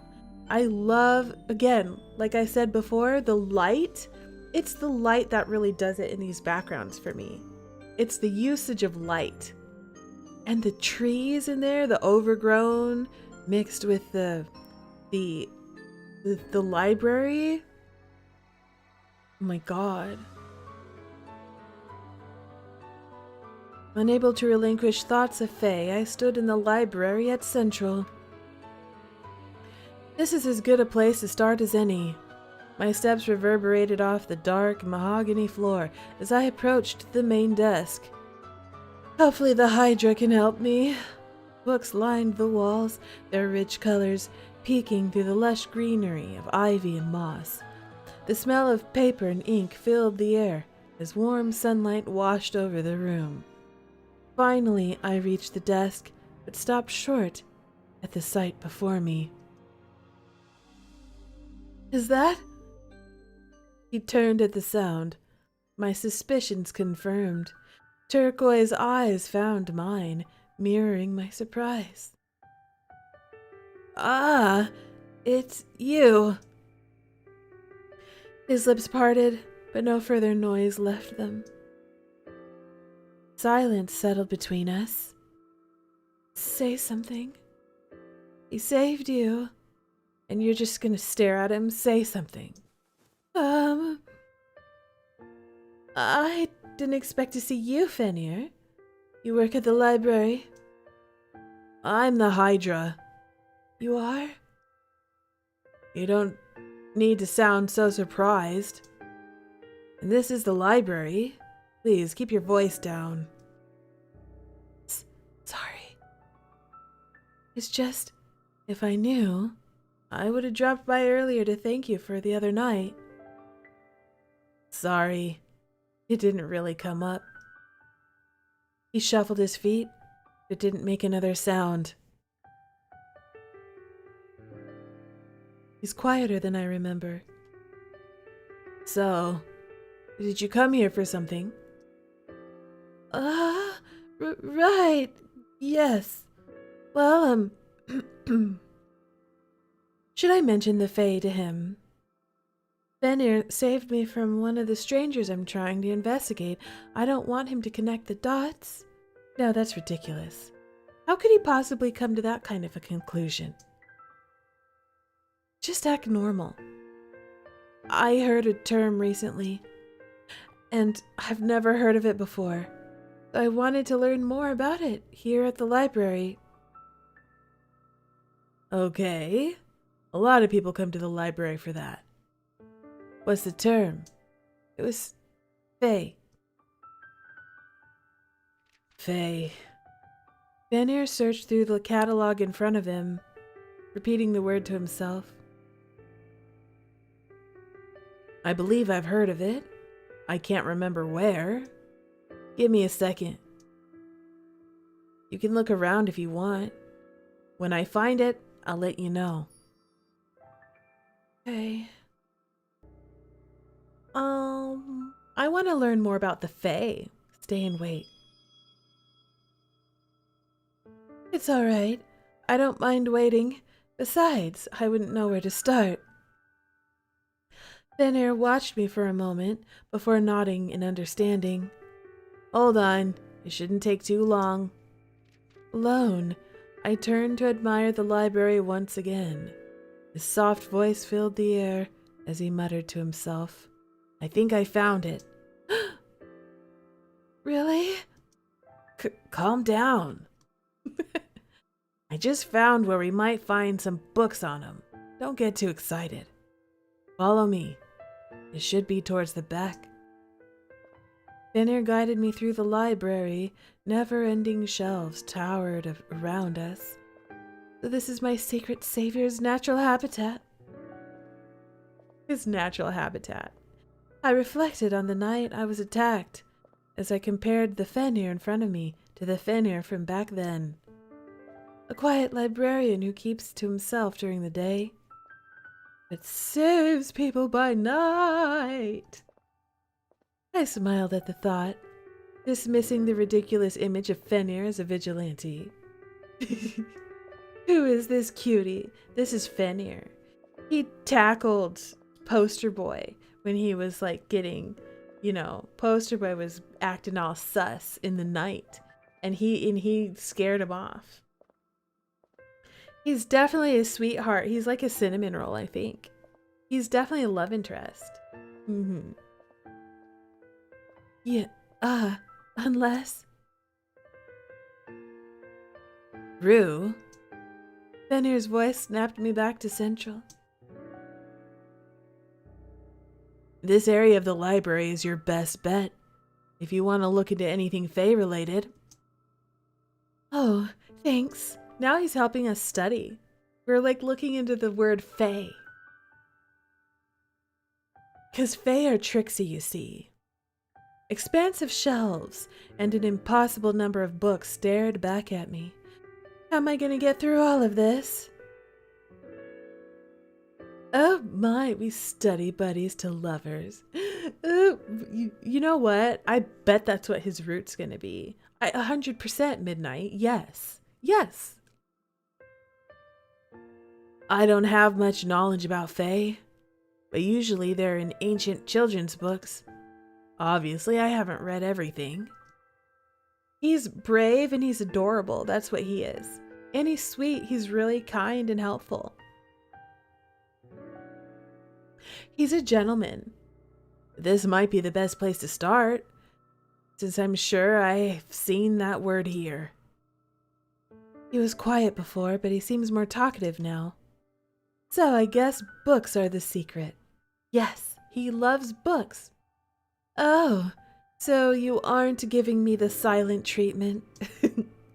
I was getting worried with how quiet you've been. Oh, I didn't mean. I wasn't trying to offend. Have a good stream and may Valco visit us all in our dreams. That's right. We can at least dream about Valco and make fan art.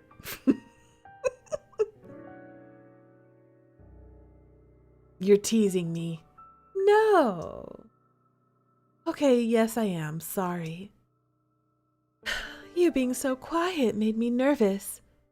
Forgive me. Please. And write naughty fanfics. I mean, what? Exactly, midnight. So, what made you want to read about Fae? The question I knew he'd eventually ask. Keep it natural. My mom mentioned them to me, and I'd never heard of them before, so I wanted to read more about them. Simple as that. Yep, that's why. I'm glad she did, though, since it gave me a chance to run into you again. Girls really macking on him. You know, we're charming. You know, we know how to rizz up the dudes. From what I've been able to gather, they are usually small little creatures. Sometimes they look like people, sometimes they don't. Sometimes they're whimsical, sometimes they're mischievous. Sometimes they trick people, sometimes they help them. It's strange. Can't tell if they're supposed to be good or bad. For saying he had only encountered the word a couple of times, he was more knowledgeable than I would have expected. This isn't even his area of expertise, and he can summon that information so easily? Wow! Your title as the Hydra is well deserved. Fenrir made a soft noise. Strands of blue hair fell forward, shielding his face as he refocused his attention on the books. I took that as a sign to start researching and turned my own attention to the intimidating piles of books before me. So many to choose from, some hundreds of years old, free for me to peruse. There has to be something here about Fae. Every so often my eyes wandered to Fenrir. He silently and expertly moved from shelf to shelf. His nimble fingers ran over worn, weathered spines with gentle consideration. Soon I was engulfed in my own search as I filtered through shelf after shelf, hunting for the first mention of Fae. Words compelled me as I sought any clue on Fae. Nothing here. I took a step back from this shelf, maybe somewhere else. Rue. Fenrir's voice snapped me out of my trance. Yeah? I turned to Fenrir. Heart rate quickened as my eyes hungrily found the small stack of books in his hands. Like he said before, they seemed to be mostly children's stories. Forcing myself still, I patiently awaited the fruits of his labor. Rue. Fenrir's voice called for me, this time more urgently. With great reluctance, I pried my gaze from the small pile and toward Fenrir. What is it? About the other night. My stomach dropped. Why was he bringing up the other night? Did he really connect that night to why I'm looking into Fae? How is that possible? Well, maybe he's not an idiot. He seems to be a pretty studious type of a guy. He could probably figure things out. I tried to do something, anything, that would stop him from asking me whether they were related. You know what? Thank you tremendously for saving me. Thank you so much. Yep, yes. Oh yeah, thank you so much for back then, Fenrir. I really don't know what would have happened if you hadn't showed up. I can't thank you enough. I stepped forward and took his hands in my own. Fenrir stammered as I beamed at him. Thank you, Fenrir. Well, Fenrir retreated, placing a distance between us before addressing me once again. It's not a problem, he mumbled softly. My stomach twisted as I knowingly made this more difficult for him. I made it real awkward. I made it weird. But if he asked me whether I thought Fae were real, or why I thought they were real, I didn't know what to say. By the way, thank you for helping me today, too. I stepped closer, carefully this time, so as not to make him uncomfortable. Unsure where to place my hands, I placed them on the books he had set down. He leaned away as he watched me pensively. I mean it. You didn't have to do any of it, but you did. I appreciate it. All of it. It's all right. I pursed my lips together as I absent-mindedly traced circles over the books with my fingers. My voice was stuck in my throat, not wanting to interrupt him again, but also not wanting to answer his question. My eyes wandered over the book under my hands. The letters faded into the cover, the spine creased and textured, all signs of its old age. Carefully picking it up, I took a seat and flipped through the pages. Fenrir approached me cautiously. His eyes were focused on the book in my hands.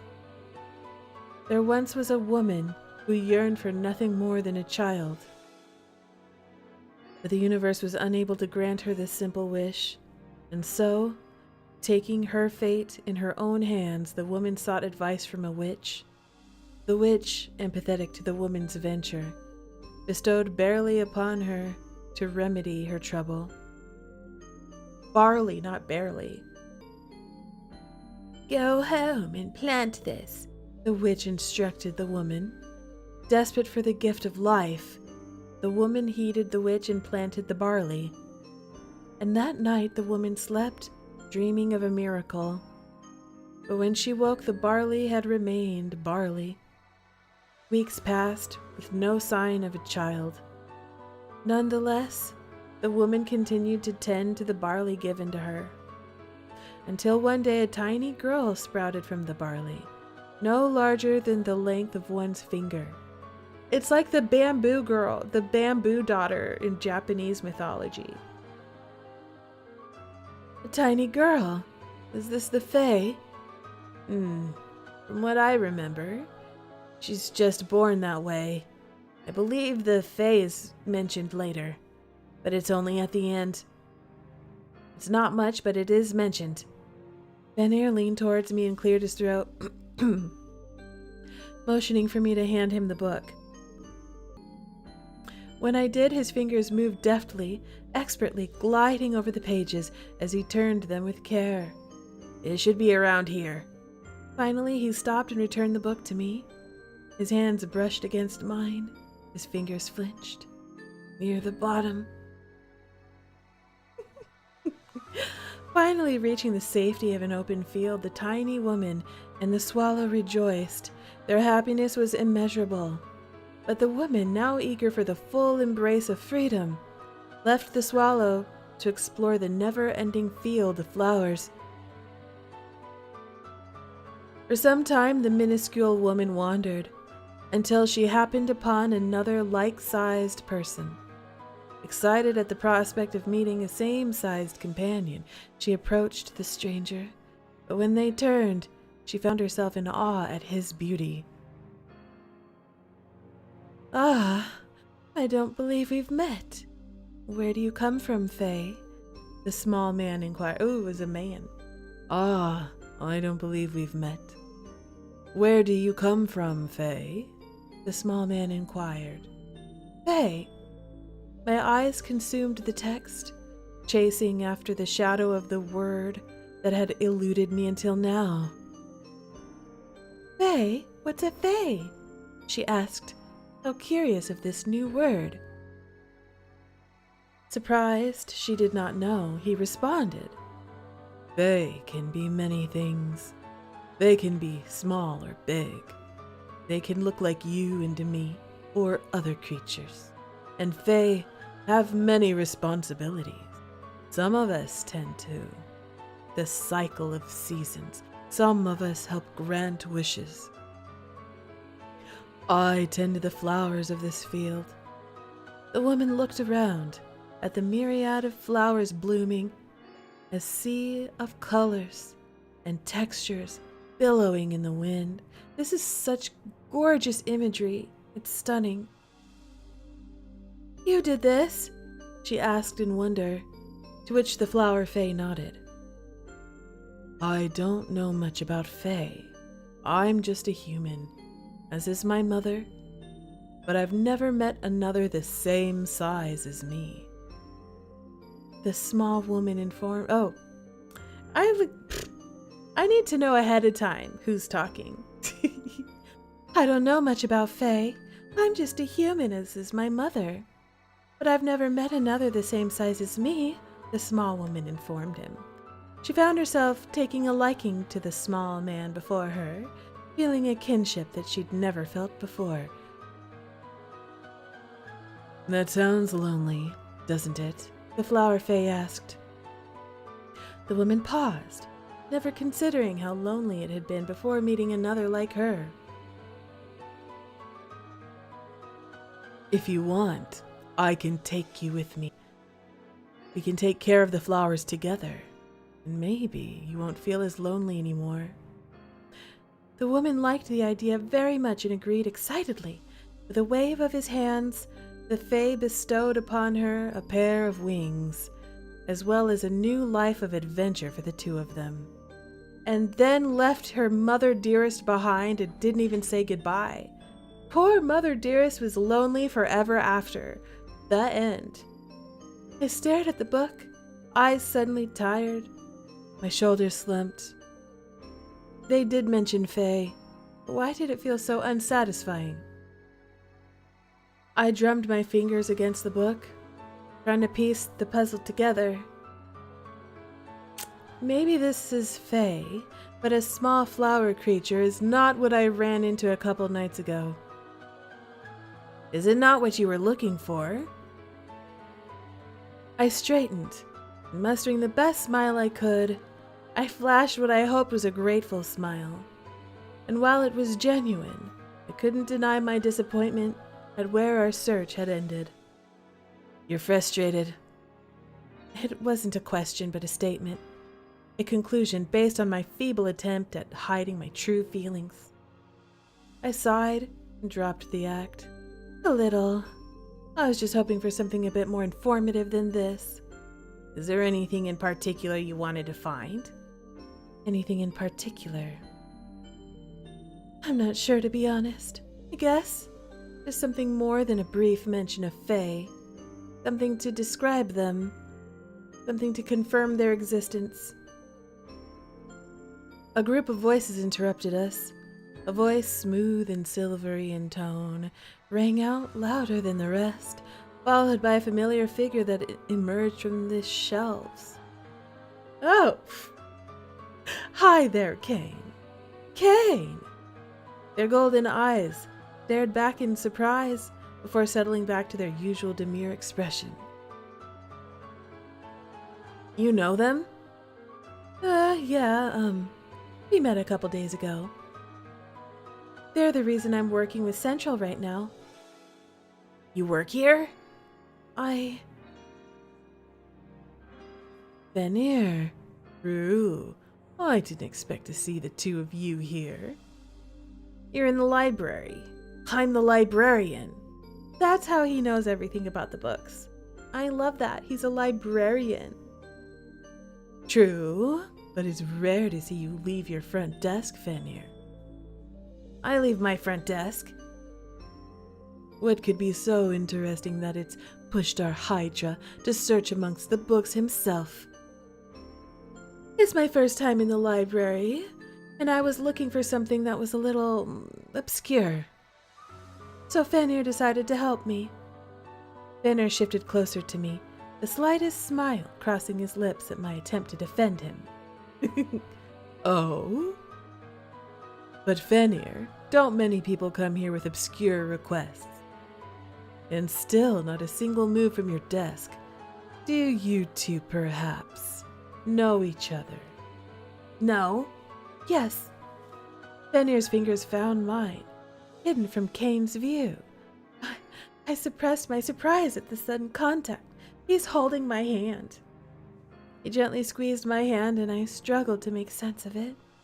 Maybe I should just play along. So you've met Fenrir, but Fenrir hasn't met you. Am I hearing that correctly? Kane's playful tone only made Fenrir's body more tense. We've met in passing once, but we don't know each other beyond that. I chose to take the lead, hoping it would clear things up in a way that wasn't suspicious to Kane. Kane observed us, scanning both mine and Fenrir's faces, as though the truth were etched on them. Is that so? What a coincidence you've run into each other again. Well, don't let us ruin your fun. Excuse us, we were just passing through. Kane continued past us, but not before pausing beside Fenrir and whispering something low in his ear. What are they talking about? My eyes swept over Fenrir, searching for a hint of what Kane had uttered to them. But there was only a soft blush and slightly irritated look on Fenrir's face. Ugh! Did I dare ask Fenrir about Kane? No. Just as I have my secrets, Fenrir surely has his. Rue, don't tell anyone about the other night if you can. My brows rose at his sudden request. I'm not supposed to be using my powers like that. You'd get into a lot of trouble if anyone finds out. I was caught up in the moment and didn't know what else to do, but could you just keep it between us, please? It finally clicked. What Kane mentioned to Fenrir, the denial of our meeting, what Fenrir had been trying to tell me before. Is that what Kane whispered to you? Yes, they're annoyingly perceptive. They said they wouldn't tell anyone, but that I should be careful. I'm trusting you with this. His words were genuine. No hidden threats or demands for silence. I nodded, curious, but not wanting to push the subject. Satisfied, he led us back to the front of the library. If you want to take those books with you, I can check you out at the front. You can check me out right here if you want. Girl! I have to check you out at the... Let's just go. I tried to hide my grin as I watched Fenrir turn his back to me, not missing the blush that coated his cheeks. Still reflecting on what Fenrir had revealed to me, my mind flickered back to when he had saved me as I considered the true depth of Fenrir's actions. Not only did he save me, but he also put himself at risk doing so. Why is his use of powers so restricted? Who's keeping him in check, Central? I shook my head, already feeling overwhelmed by my own unanswered questions about Fae. This was not something I needed to dwell on, but I was certain about one thing. Thank you for everything. Silence was his only response as they continued to make his way to the front of the library. But when I looked closely, the tips of his ears were dappled in a familiar rosy hue. He likes us. He's blushing. A small smile fell on my lips as we continued to weave through the maze of shelves in comfortable silence. All right, that's where we save it. And if you're new here, hi, I'm Rue Jitteru, and I'm desperately obsessed with dating sims and Otome games and other romance games. I love to play them, I love to rank and roast husbandos, and if that sounds like fun to you, then consider giving this stream a like, consider giving my channel a subscribe or a follow. Because guess what, Stunners? We are going to do a whole lot more of this. And with that said, we're gonna head on out. Goodbye!